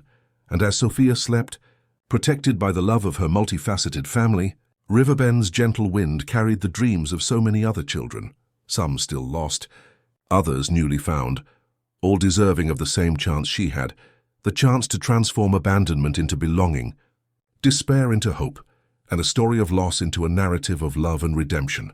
End of story. Dear listeners, we hope Sophia's story has deeply touched your hearts. This girl's journey, from abandonment in a rainy alley in Riverbend to finding a true home with the Covingtons, teaches us about the resilience of the human spirit and the transformative power of love. To continue this emotional journey, we have prepared a special playlist with equally moving stories that explore family bonds that transcend blood. Find it by clicking the icon to the left of the video. If this narrative touched your heart, don't forget to subscribe to our channel and leave a like on this video. Every day we bring unique stories that explore the complexity of life, the challenges and the victories of the human soul. Share in the comments if you have witnessed or lived stories of overcoming challenges like Sophia's. Your experiences can inspire other listeners who may be facing difficult times. Until our next story, always remembering that, like Lily House, this channel is a space where hope and transformation are celebrated daily.